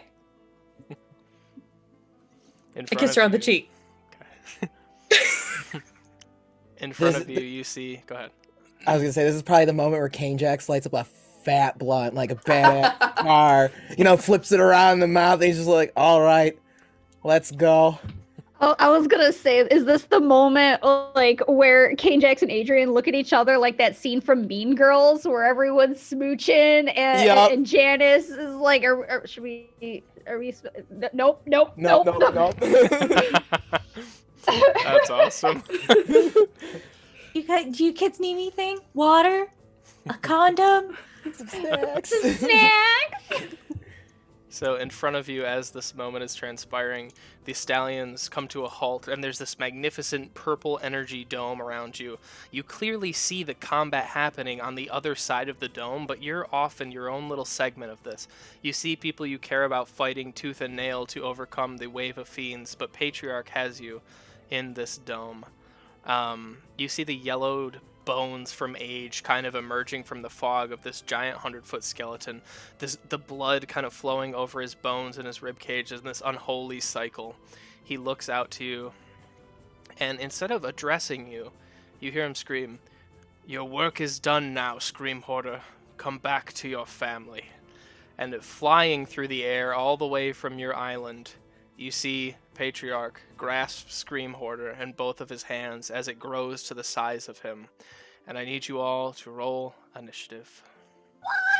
God damn it. Son of a bitch bypassed our traps. Didn't Not pass our the one fucking poison dart trap. the mountain height test. All right, now's a good time to use that "I kill you instantly" curse spell. Humanoid. Bryn. Oh, I stunted. I'm gonna just take Same. myself to the top of the order.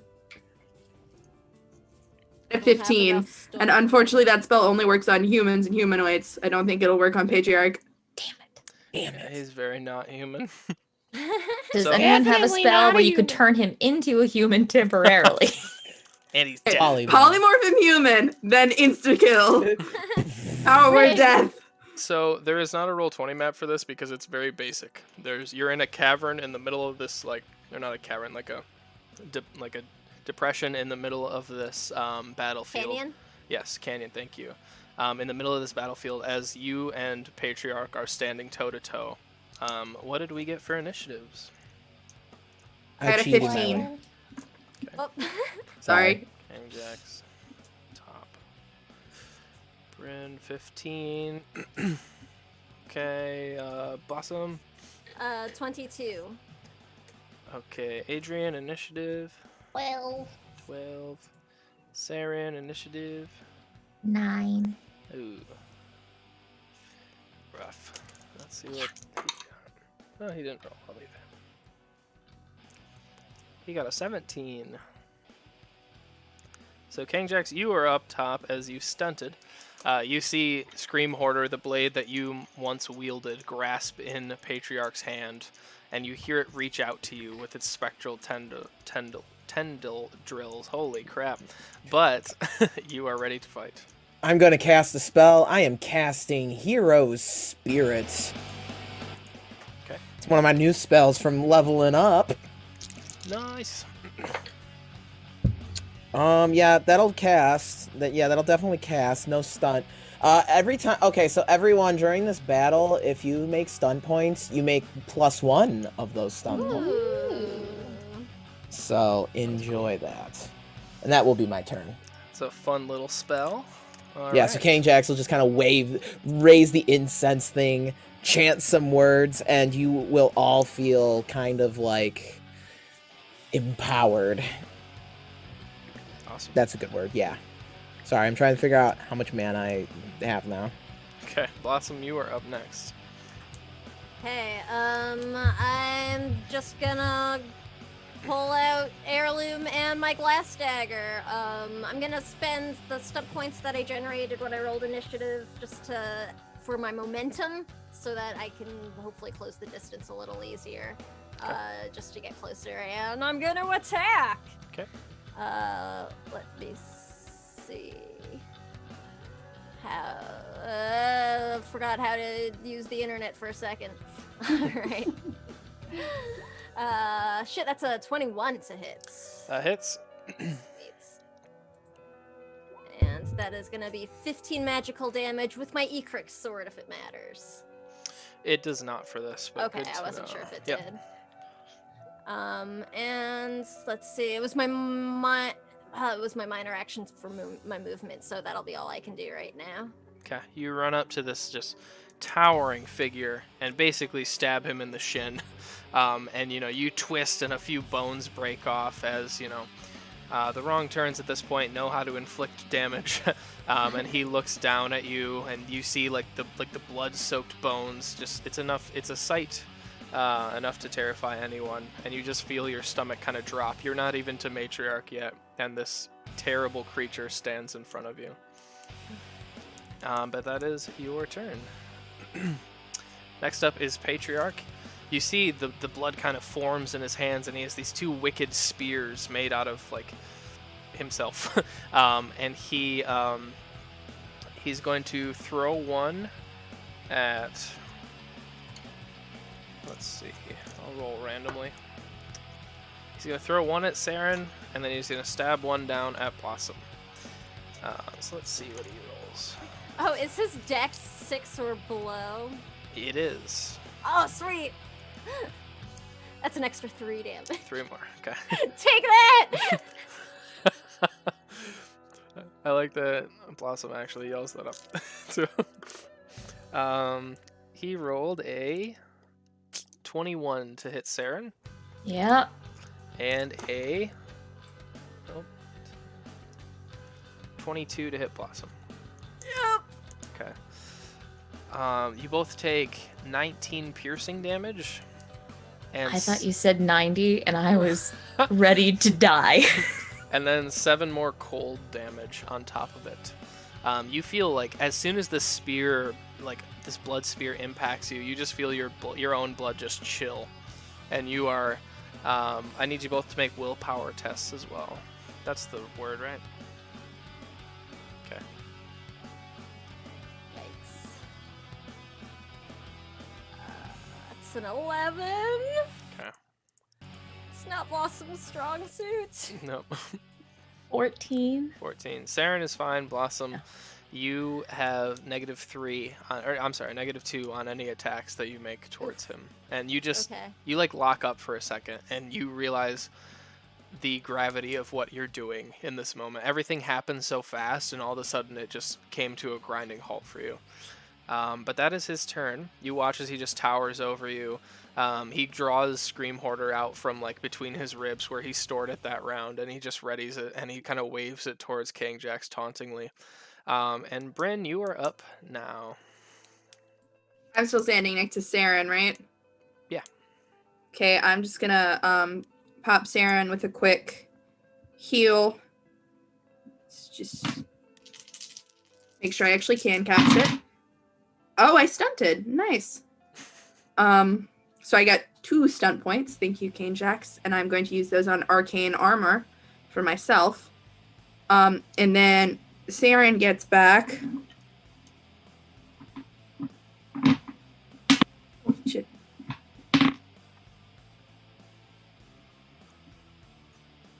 Uh, 13 hit points. Amazing. Okay. Adrian, you are up next after a bit of healing. All right, I am attack Yep. Adrian sprints up. Am attack to hit 16 to hit with 2 stunt points. That does hit. Nice. With my 2 stunt points. Ooh, who's in range? Are we all in range? Sure. I'm gonna use my 2 stunt points to double team, and I'm gonna give that to Chase. So you can make an immediate attack. Oh, sweet. Nice. Yeah. Do you need to resolve your damage first? Yeah, I'll do my damage.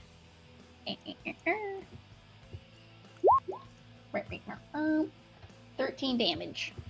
Okay. And that would be my turn. All right. You run up and again hack at his shins as some bones splinters off.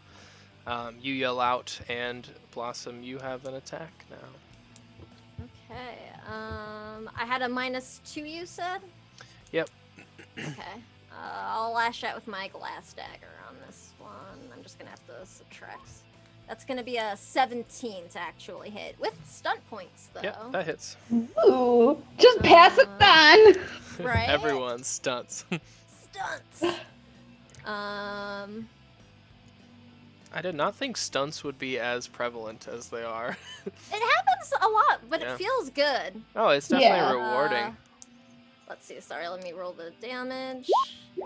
It's gonna be 17 magical damage with my glass dagger.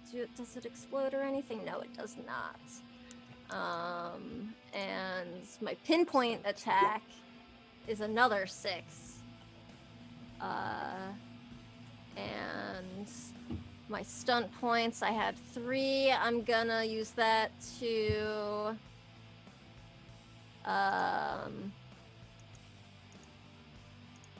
I'm gonna spend 1 to pierce armor, so that was all actually penetrating damage for me because Ooh. I get a rogue thing, which is awesome. And then I'll spend the other 2 for parry.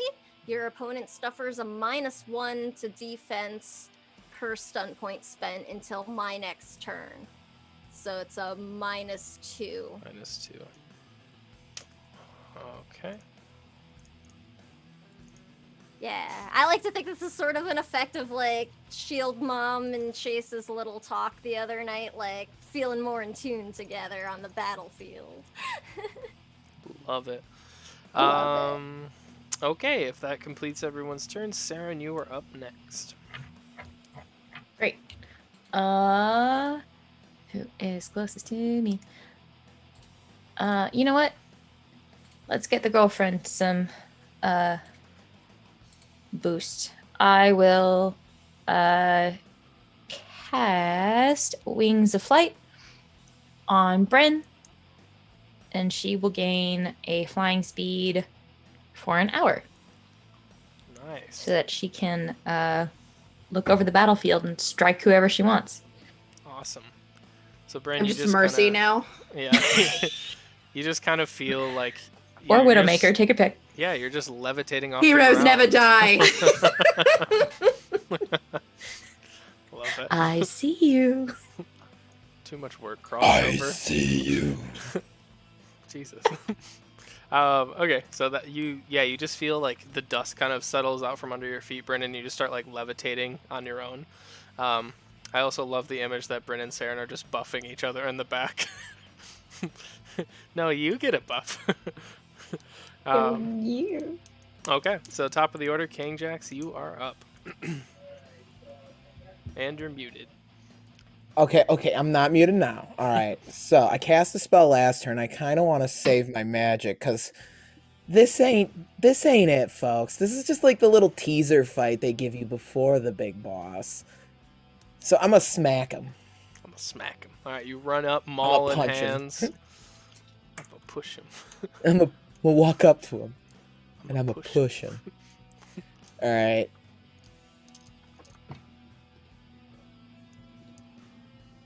Oh yeah, I forgot I can move people when I hit them. I forgot all this shit. You know, I've been focused. This is hard because like I see why they just have everyone just do their thing because it's like, oh, I got melee shit to keep track of too.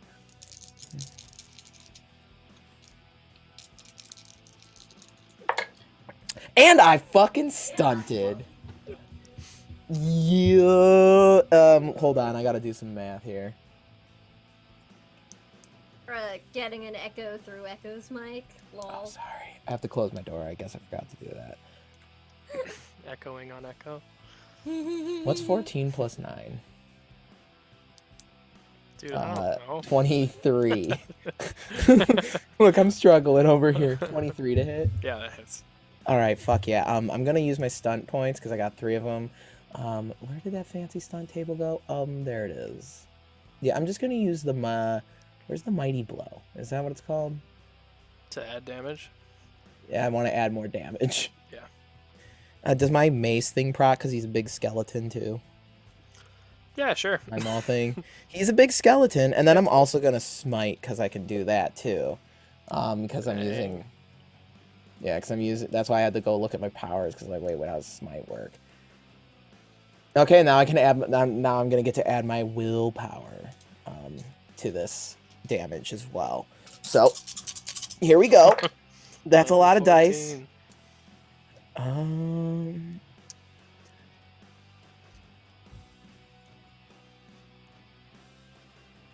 36 points of damage. Holy cow. It's that +1 to the stun points that's really pulling through for me here.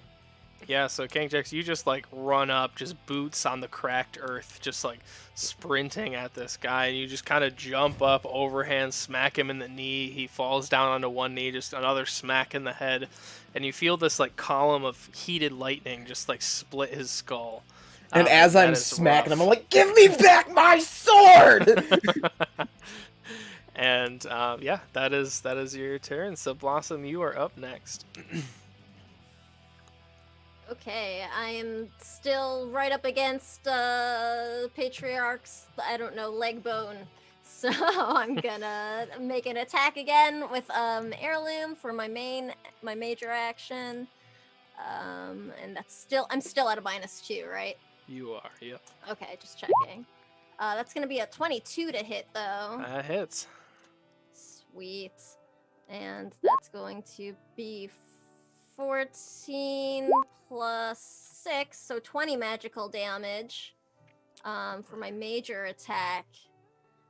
And because I'm fucking awesome now, I can make a minor attack with my secondary weapon. So I'm just gonna slash out again with my glass dagger. Nice. Because I'm awesome now. Yeah, it doesn't actually generate stun points though, so that's going to be a 19 to hit. That hits. Sweet. And oh shit, 18. Does that explode? I did. I rolled a 5, so I get to roll another d6. +2, so that's gonna be 20 magic damage. 20 more. All right, good turn. Yeah, jeez. 40 damage. All right, yeah, so you just like jam both of your blades in, just kind of like pull out from the knee that King Jax had just impacted with his maul. Bones splinter everywhere, blood is flowing, his like unholy cycle is kind of broken a bit. And then it is his turn. So on his turn, you watch as he's on one knee and he stands up to his full height again, and he draws Scream Hoarder from between his ribs. And he looks down at King Jax and he says, "If you want your sword, come take it." And he's just going to do multi-attack overhead, and he is going to use Scream Hoarder's family property called Consume Soul. Oh, goody. So, Fine. King Jax, you watch as 3 ghosts, like ghostly figure, come out of the sword. And you've seen this before, but it's a little different with him. And they drain his own life force and imbue that into the blade. So he is willingly giving up hit points to deal more damage to you. And we'll see what he rolls. Oh, he stunted. Oh, goody. 24 to hit. Yeah, that'll hit. All right. I don't have a very high ace defense. I have armor. All right. He's going to use the extra 2d6 damage thing. Mighty blow. Let's see how many hit points he wants to give up. We'll do that many. Oh boy, King Jacks. 56 points of damage. I'm still in. Diamond hands, baby. That was his first attack. Oh. He just like flattens King Jacks into the ground with the blunt end of the sword. Fuck, I feel like I just got Dark Souls where I just Yeah. run in confidently. I got this. You watch as he's like, another soul down, and then he just goes with his second attack to step on King Jacks with his heel as he's just prone on the ground. Fuck. So that is less to hit. That's an 18. That'll still hit. Okay. He just deals normal damage. He did not stunt here. That's 12 more points. I'm still up.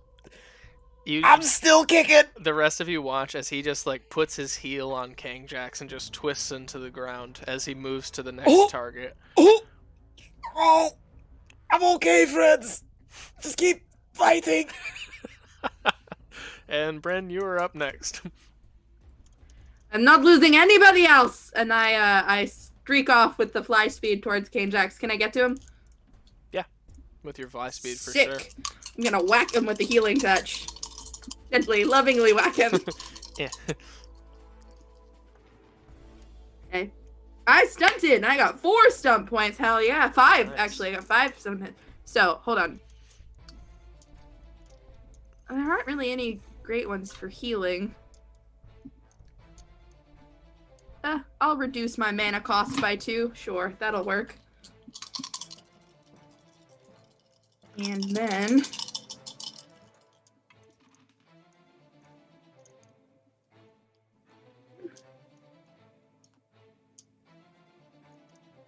No, hold on. Yeah, I think it's another 19. Is it? No. 16. 16 points of healing. King Jax, you feel incrementally better. You're sitting there under a giant demon undead devil's heel, but you do feel a gentle touch and some of the wounds close up for a second. Anything else, Bryn? Do I have any movement left? Yeah, you could probably fly away with the fly Yeah, speed. I'm not staying there. Sorry, King Jax. Okay. He didn't ready an attack of opportunity either, Bye. so you're good. Adrian, you're up next. You got King Jax flattened like a pancake next to you, and you're just kind of standing there with Jace like, what just happened? Oh, jeez. Yeah, all right. Yeah, I'm just gonna attack again because I don't know what else I could do. We're attacking. 19. That hits. Yay! I do a big attack, and I deal 11 damage. Okay, so Adrian, as you strike out, he is going to use his parry ability.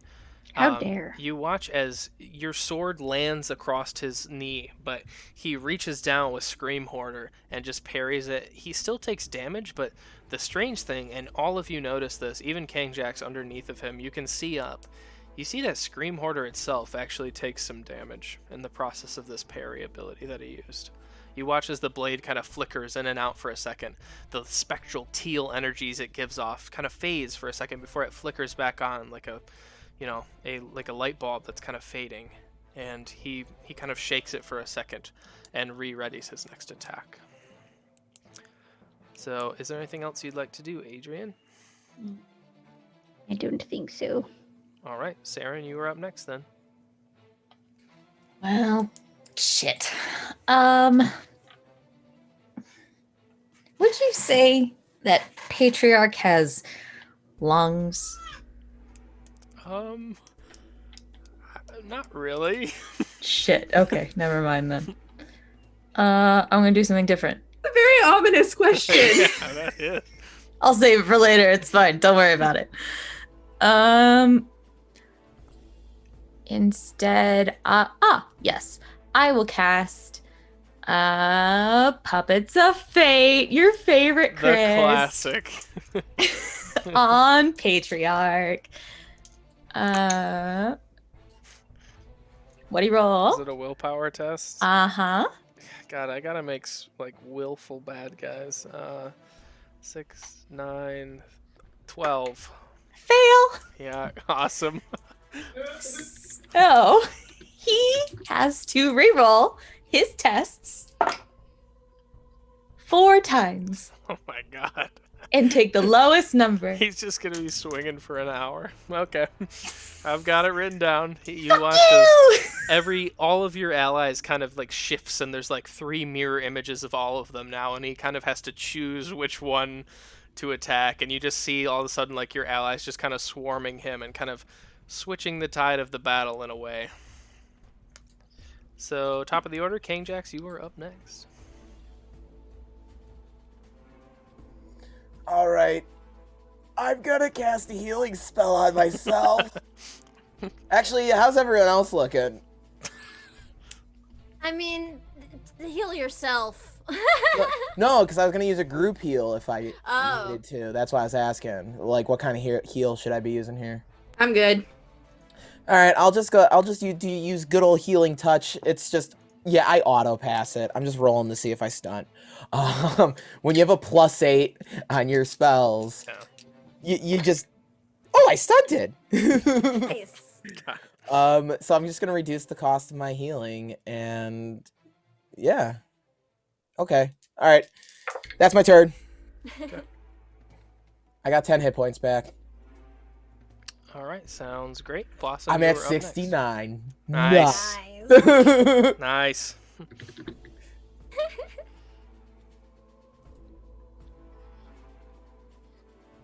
Blossom, you're up next. Sorry. Okay. She's just gonna keep hacking away at his knee or whatnot. Ooh, actually, no, I'm gonna use my movement to scale up him a bit, just to like fuck with him more. Very Shadow of the Colossus. Love it. Yeah, it's kind of what I'm picturing. So she's gonna sort of dig her claws into his bone and like scamper up to get, I don't know, near like his ribs or something. And then I'm gonna take heirloom and just kind of jam it. Actually, no, I'll take my dagger because I just feel like flavor-wise that like sounds more feasible. Sure. It's like the same damage. Yeah, And that is an 18 to hit. that definitely hits. Sweet. 19 plus my pinpoint is another 3. All right, I'm gonna roll 4 times to see if he parries real quick. Sure. That one does. That one, yep. Okay. Even with the puppets of fate, he still manages to parry. So you watch as half of the damage is redirected into Scream Hoarder, and it does that same weird thing where it shuts off and turns back on again. Blossom, now that you're up close to it, Scream Hoarder basically cuts by your fur, and you see that there's like shadows shifting inside of the blade. It's really hard to make out, especially when he's moving so fast, slicing it expertly. Clearly not the first time he's used his family blade, but might be the last. So anything else? Not at the moment, I don't think. She'll just sort of cheekily yell up, "Hey, you missed me, asshole!" He re-readies his attack, and it is now Patriarch's turn as he Whoops. as he levels the sword towards you and just like thrusts downwards. He's gonna take his first attack at Blossom. Fucking famous last words. That was a What are bad you gonna roll. do? Stab me? +9. Man says before getting stabbed. That was only a 16. Oh, that'll miss. Dang it. All right, he'll ready. He jams down, and you dodge to the side, and he thrusts it into his hip bone, and some of the cartilage breaks off. And I will go ahead and roll for his second attack now. That was She still flips him off. that one's a 22. Oh yeah, that'll hit. Okay. So it comes around with the second one, and he's gonna voluntarily give up hit points to imbue his damage. Same thing he did last time, but he did not stunt, so it will be less damage. That's 32 points of damage. Ouch. I'm sorry, 36. I'm sorry. 36 points of damage. As you just feel this giant version of Scream Hoarder just catch you in the shoulder. And while it's impaled in you, before he takes it out again, you do see these shifting forms inside again, and it's strange. It's hard to make out what's going on, but something is not quite right with the sword. Alright. Blossom is not looking nearly so great after that hit, but she's still yelling back up, "Is that all you got, asshole?" Bryn, you were up next, flying next to his head, sorta, or far away. How close together is my party? Oh, they're all within like 80 feet of each other. Okay, well, they need to be within 10 yards of me. Yeah, that's 10 yards. Great. Just kidding. Um, I mean, it's there's no map, so it's relative. However close you want them to be. Okay.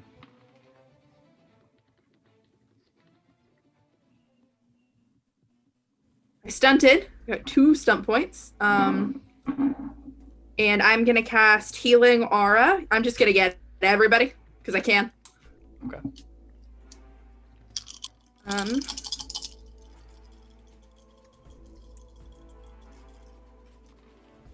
Ooh, not a great roll.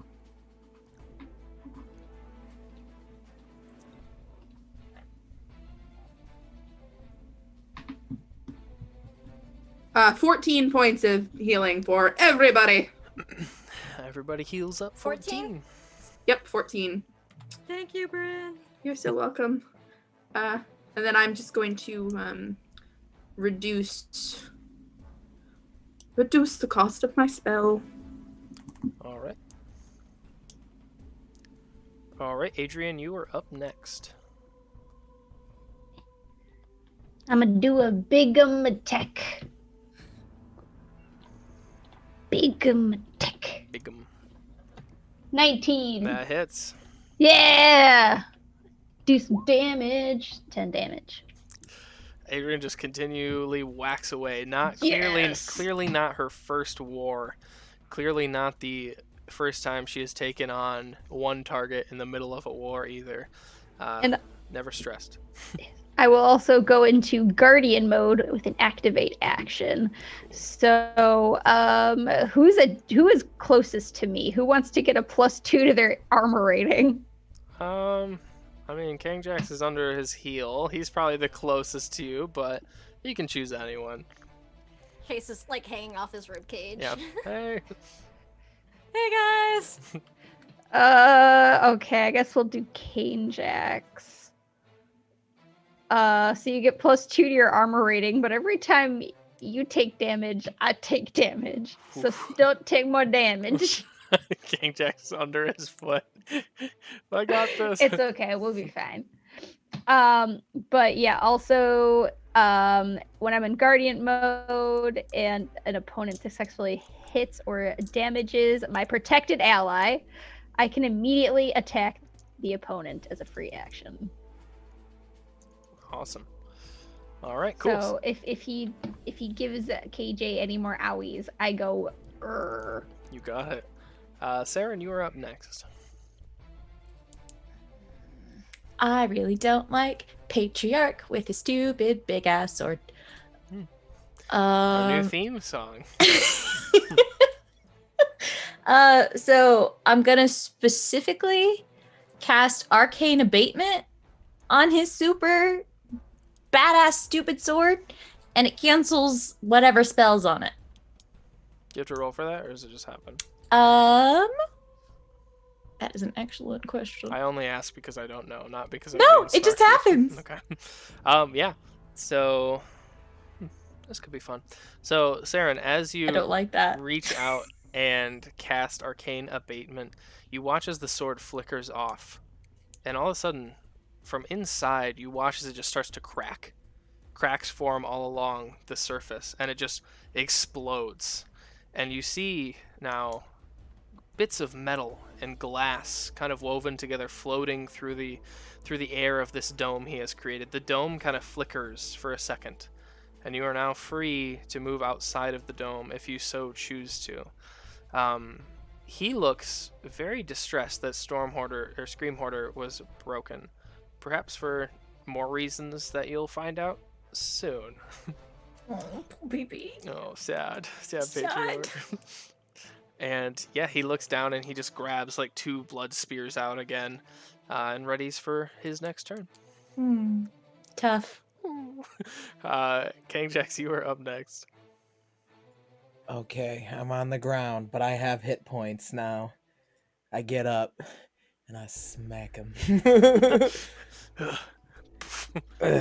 We'll see who's trampling on who's soon, my friend. I stunted again. Mighty blow time. All right, but let's see if I hit. Let's see. I gotta do some quick.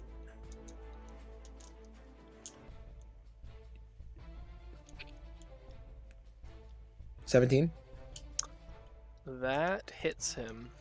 All right, sweet. So okay, I can use my mighty blow. I'll smite and all that good shit, and bada bing.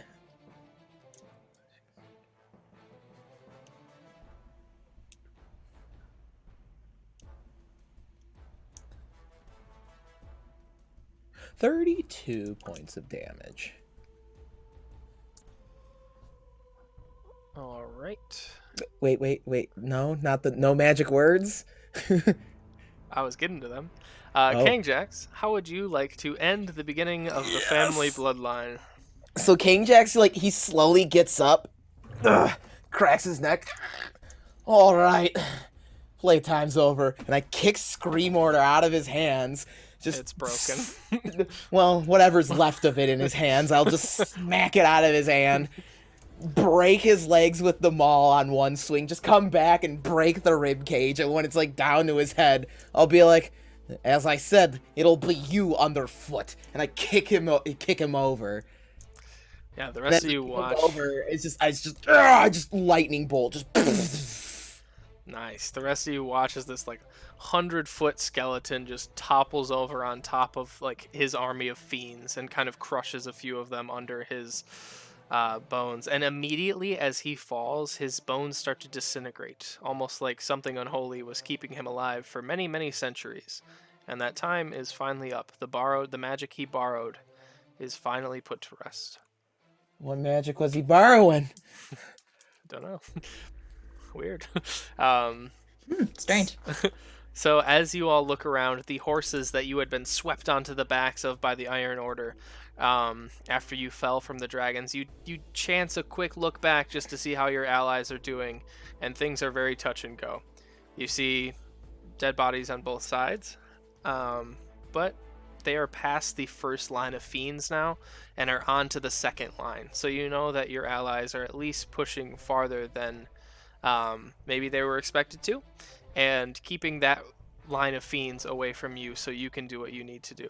It be in front of you, the only thing between you and the valley where Matriarch is now doing something weird with these teal and purple flashes of arcane magic in the clouds are these giant like fiend ballista, like kind of morphed into one. But they seem to be focusing on your allies. So I will give you a choice here.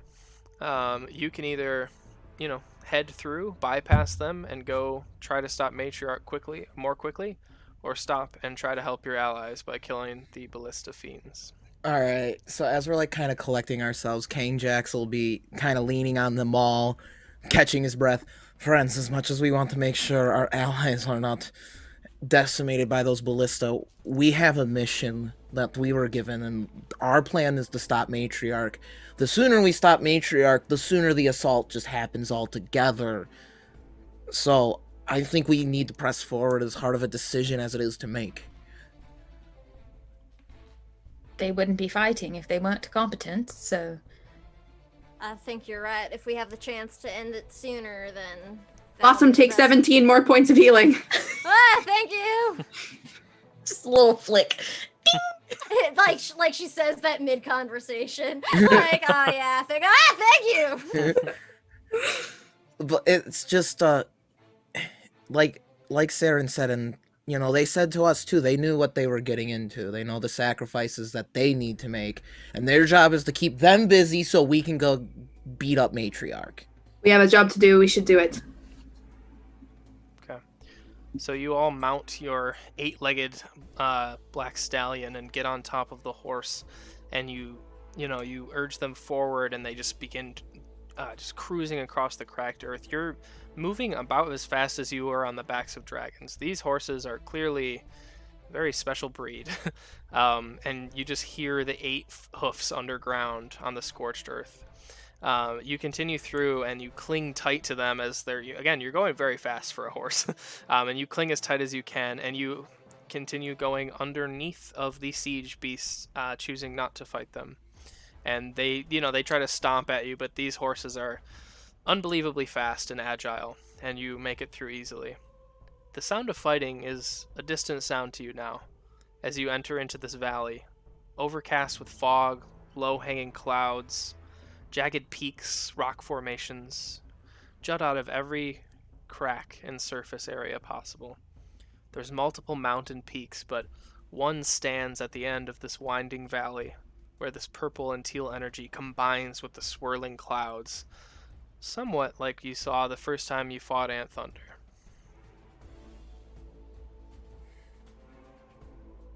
So you continue forward, the horses underneath of you starting to get out of breath at this point, and they take a little break and kind of slow down as they drop you kind of at the edge of this cliff where you know Matriarch must lie. Any last minute RP stuff would be a good time for it.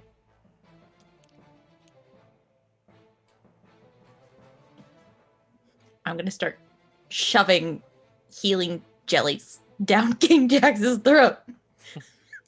Okay. So you get my healing jelly, so you can roll. How much is it? I forget. Chris, how much is the 2d6? 2d6 Alright. plus 2, I think, yeah. Yeah, that's what I Oh, figured it is. sweet. Max HP, baby. Hell yeah! How's everybody looking now with that? I'm looking great now. I'm I'm looking full. a lot better. A lot better. How bad is a lot better? I'm at 52 of 83, but I have 1 healing jelly. I'm kind of saving Okay. that for just in case Can I'm I- low or need to feed it to someone, though. Can I give Blossom another heal? Great. Wait, Taste, rather. wait. Don't I mean, blow feel all. Let free. me use some of my magic. Don't blow all your magic. Okay. I'll heal Chase. And I stunted, so I'll make it cost less. God. Nice. All right, Chase, you're gonna get 15. Sweet, thank you. Every Aw, time yeah. we stunt, I just picture the characters doing like some really ridiculous like JoJo pose while we do it. Yes! Well, I will too now. Stunt. Stunt. So, feeling somewhat rejuvenated, the despair kind of sinks in again to your chest as you've made it through. You don't even hear the sound of metal on metal anymore, the din of battle. You just hear this strange swirling of clouds overhead. And you set foot into the spire of Agora. You start ascending this sloped area. It's dark in here, but every once in a while there is a torch lit, clearly indicating that someone has been through here. On the walls themselves, you begin seeing like drawings and words eventually, and this strange tale unfolds, and it's world history, but it's not correct. It's almost been edited by someone who wants to reimagine the world happening in a different way. What you can piece together, it does say, as you kind of continue uphill, it says, the Darun family were the first and only founding family of the world. It is through the brilliance of the Daruns that the land was safely plotted and maps were able to be made. The plains were unsealed and freedom was granted across the lands. As the gods abandoned the realm, the Daruns grew and became higher than the gods, leaders of the people of the world. The Daruns were able to control Agora herself and pacify her need to consume worlds. And as you know all of this is false, as history is currently written. and you start walking up, and you feel just like, you don't know how you know this, just the overwhelming sense that pretty much everything that has happened in Talencia has happened because of this evil family. And you just continue up the hill. You finally come to this room where, again, this unholy tapestry of a world that never happened is laid out all together in a circular chamber. There's 5 doors in this chamber, 1 at equal intervals, 1 in the front, 2 on each side. As you are standing there, out of the doors walks 5 figures. These large demons, all of different sizes and shapes and horrors. You recognize one of them, though. You recognize Baphomet, the Prince of Demons. Or no, I'm sorry, not the Prince of Demons, the Prince of Beasts. And he walks out. You fought him in his maze when you went to hell. Very briefly, he reached out and tried to scratch at you. Out of the other 4 doors, you see another demon, equally in stature and size. As they walk out, you somehow, even without seeing their form, you know that these are demon lords and devil lords. You see the one called Demogorgon. You see Grost, the demon lord. You see Blackheart, the demon lord. And you see Moloch, the demon lord. And they all slouch out of their chamber as if you have set off whatever they had been called here to do. They all have the same haze behind their eyes, no matter their shape, no matter their form, as if they're being controlled by something else. And we're going to go back into combat. We're going to keep initiatives the same just because it takes so long to roll. And Kangjax, you are up. You got 5 demon lords in front of you. What would you like to do? Yeah, fuck, I do have 5 demon lords in front of me. I'm gonna cast one of my new spells from leveling up called Lightning Storm. That companion book has some really fun stuff in it. So I conjure a roiling mass of storm clouds, flickering with lightning. For the next minute after casting Lightning Storm, I can take a major action during my turn to call down a bolt of lightning to strike any target within 20 yards or whatever, and the target takes 2d6 plus willpower, and then they have to make dexterity, or if they succeed, they only take like half damage. Okay. All right. Yeah, we're gonna actually no, we're gonna do Hero Spirit again. That was a good one, actually. I like that one. That was a good one to give everyone. Yeah, we got demon lords in front of us, homie. Like, okay, I hit the target number. All right, everyone, +1 to any stunt points we generate. So Kangjax will again hold up the incense burner, and he'll be like, "All right, friends, together we need to stand strong." All right. Blossom, you're up next. You see that the 5 demon lords just continually close in on you in a circle, almost like they're hoarding you, or hurting you, sorry. right. And you just feel somewhat small. Yep. I'm just gonna charge at one of them, I think. Whoever would be closest to Chase. I know we don't really have a map, so she doesn't have a particular vendetta against any of them, so let's see. And I'm no longer at like a penalty now, right? Because Patriarch is gone. Yep, you killed his ass. Sweet. Well, that's a 23 to hit with some stunt points. That does not hit. It doesn't? Shit. Okay, so if it doesn't hit, the stunt points don't really matter then, right? Correct, yep. Okay, just making sure. Alright, well, shit, the movement was my minor action, that's all I can do then. But I feel like Blossom sort of, like, takes what she thinks would be a really good hit, and then when she realizes it has no effect, she's just like, this one might be a little harder than the last one, y'all. So, it is now the Demon Lord's turn, but before we get to that, Kangjax, as you're standing there in the center of this little square, the hair on the back of your neck, it perks up, and you look up in the small hole in the ceiling, and you see storm clouds rolling overhead. A column of lightning strikes down in front of you between the Fiend Lords and your party. In the column, you see a shock of blue fur. The lightning fades, and you see the face of an uncorrupted Bulan Yang, censer in hand. At Live, bror. At that same moment, a rush of air as a vortex sucks everyone in the chamber towards the cave wall. A door appears, chains rattle and break as a figure in royal blue robes ascends through a door, and you see Nock, the scariest member in the chamber now. All of the magic from this congregates and appears in a humanoid form. The weave floats alongside the other arch existences as you see its humanoid form take shape. Adrian, as you're watching all of this unfold, you look down at your shield and you see that the symbol of Torm is glowing on it. And a large hand grasps you on the shoulder, and you see this large humanoid man, clearly the form of Torm, with sword and shield in hand. And he says, "I'll take it from here, Adrian." And he walks forward. Lastly, you hear the sound of rushing water somewhere behind you, and out walks a dark-skinned woman of average height. She has deep blue and white lines of tattoos running through her skin. Somewhere innately deep down, you know this is Etrus the Tidecaller, the mother of the world. They all look at you together, and you feel yourself reinvigorated, rejuvenated. They all look to you, and they all say one thing to you before they do battle. Bulan looks to you, King Jackson, and he says, "Live, bror. Scream Hoarder was a prison. You have saved my life for the second time now. I suppose I can save your life once." Oh, don't mention it, and I hand him the blunt I'm smoking. Takes a quick hit, passes it back.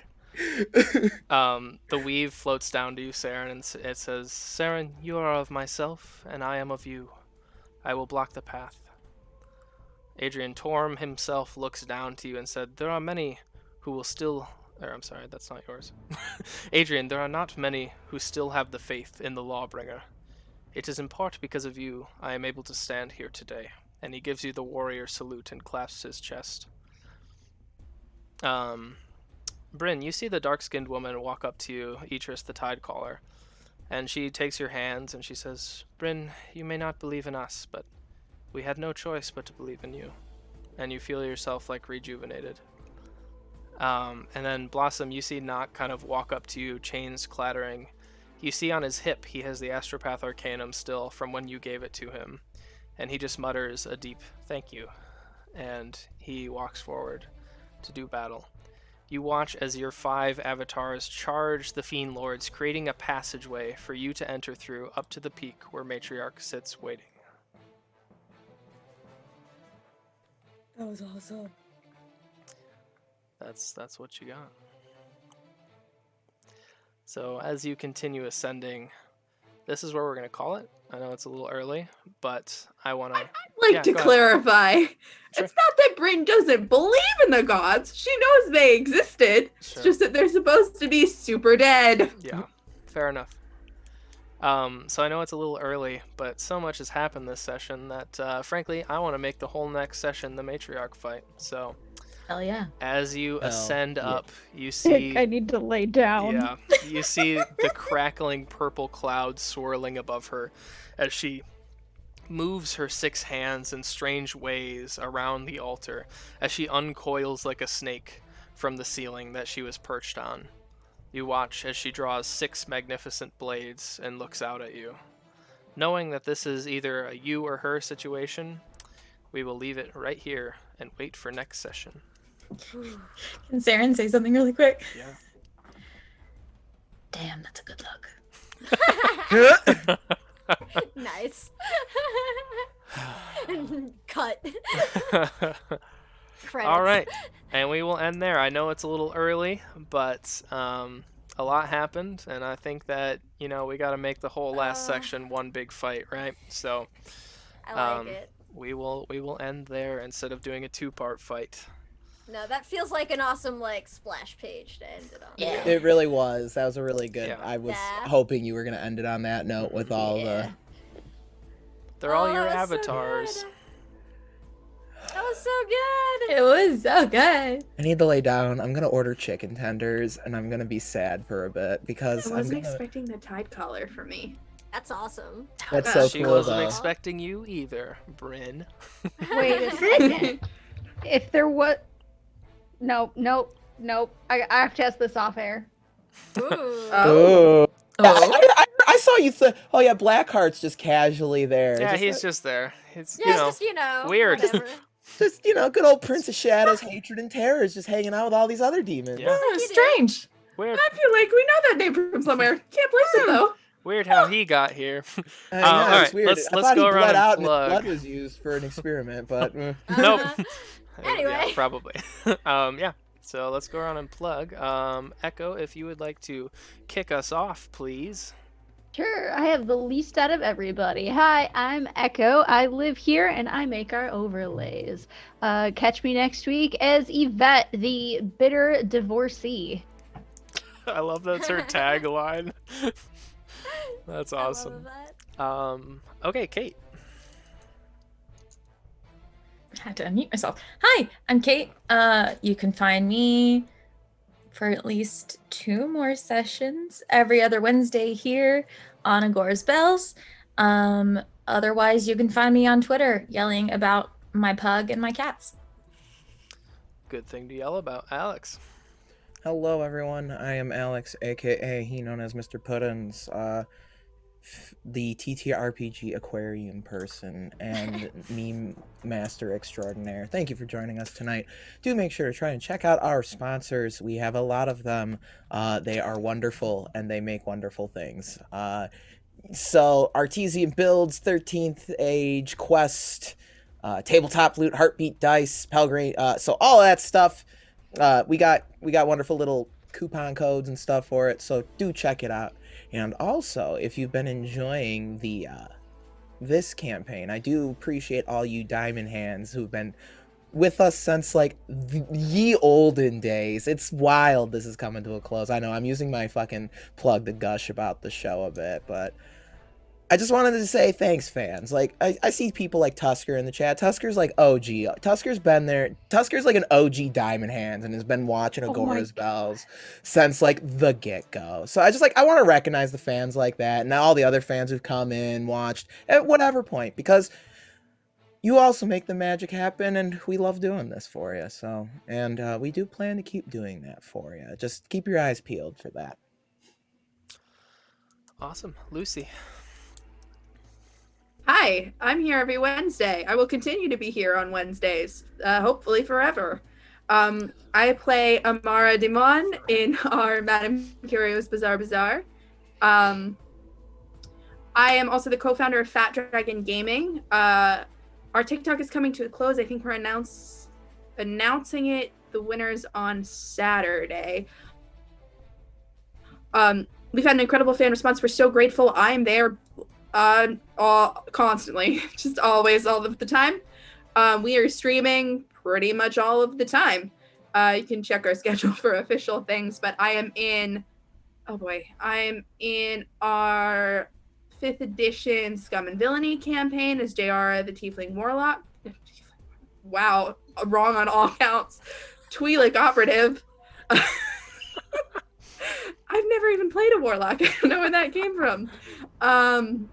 I'm also every other Monday in Nope Happy Endings, which is a series of one-shots and short arcs playing a variety of systems. I'm going to be running a pirate theme campaign based off Our Lady's Legacy one-shot. I'm also going to be running a Jedi one-shot, maybe this weekend, maybe not, we'll see. I stream on Saturdays. I played Hades last week. I'll be playing, I think, Bioshock this week. We did a sketch and draw last Sunday. I've been in Emma's Fallen Order streams and Hobby Squadron streams. I'm just around. I'm on voice. I'm here always, all of the time. Fantastic. Sam. Everyone, I am Sam. You can find me on Twitter at TheSamWisest. I am the Samwise Game G here on Twitch, where I will be streaming once I get some internet stuff figured out. Otherwise, follow me on Twitter where I'm a disability advocate. I'm also our accessibility director here at the Chromatic Chimera. You can see me right back here on Monday at 6:30 p.m. with No Initiative for Quest the Soaring City. And otherwise, I've got a few other projects in the works that I can't talk about yet, but if you follow me on Twitter, you'll get to see first when I can. So do that. Awesome. Thank you all very much. I am Chris. I am a DM here, obviously. Next week, I will be playing Absinthe Morgan, the completely benevolent Chaos Mage who has no secret past. Actually, she doesn't know, so spoiler. But anyways, so yeah, thank you all for joining us again. Thank you to my players. I know this has been a wonderful ride, and we got 2 more sessions. So there was a lot this session. There's a few more reveals yet to come once you let Matriarch monologue for a while. So she's gonna use her monologue action. But yeah, so I'm really excited for that. It's so weird that this is kind of coming to a close. But again, like Alex 2 said, thank you years. all for being here. And we love everyone. So we will see you soon. Thank you Yeah, all. and speaking of fellow longtime fans, we're gonna go raid us some Dice Priory. Some of them are in chat tonight, so just show them some love. They're wonderful, and they're playing Quest, and I know a lot of people around here like that game. Yeah. All right, we will end the stream on that. All right. Yeah. Yeah! Good night, y'all. Thank you very much.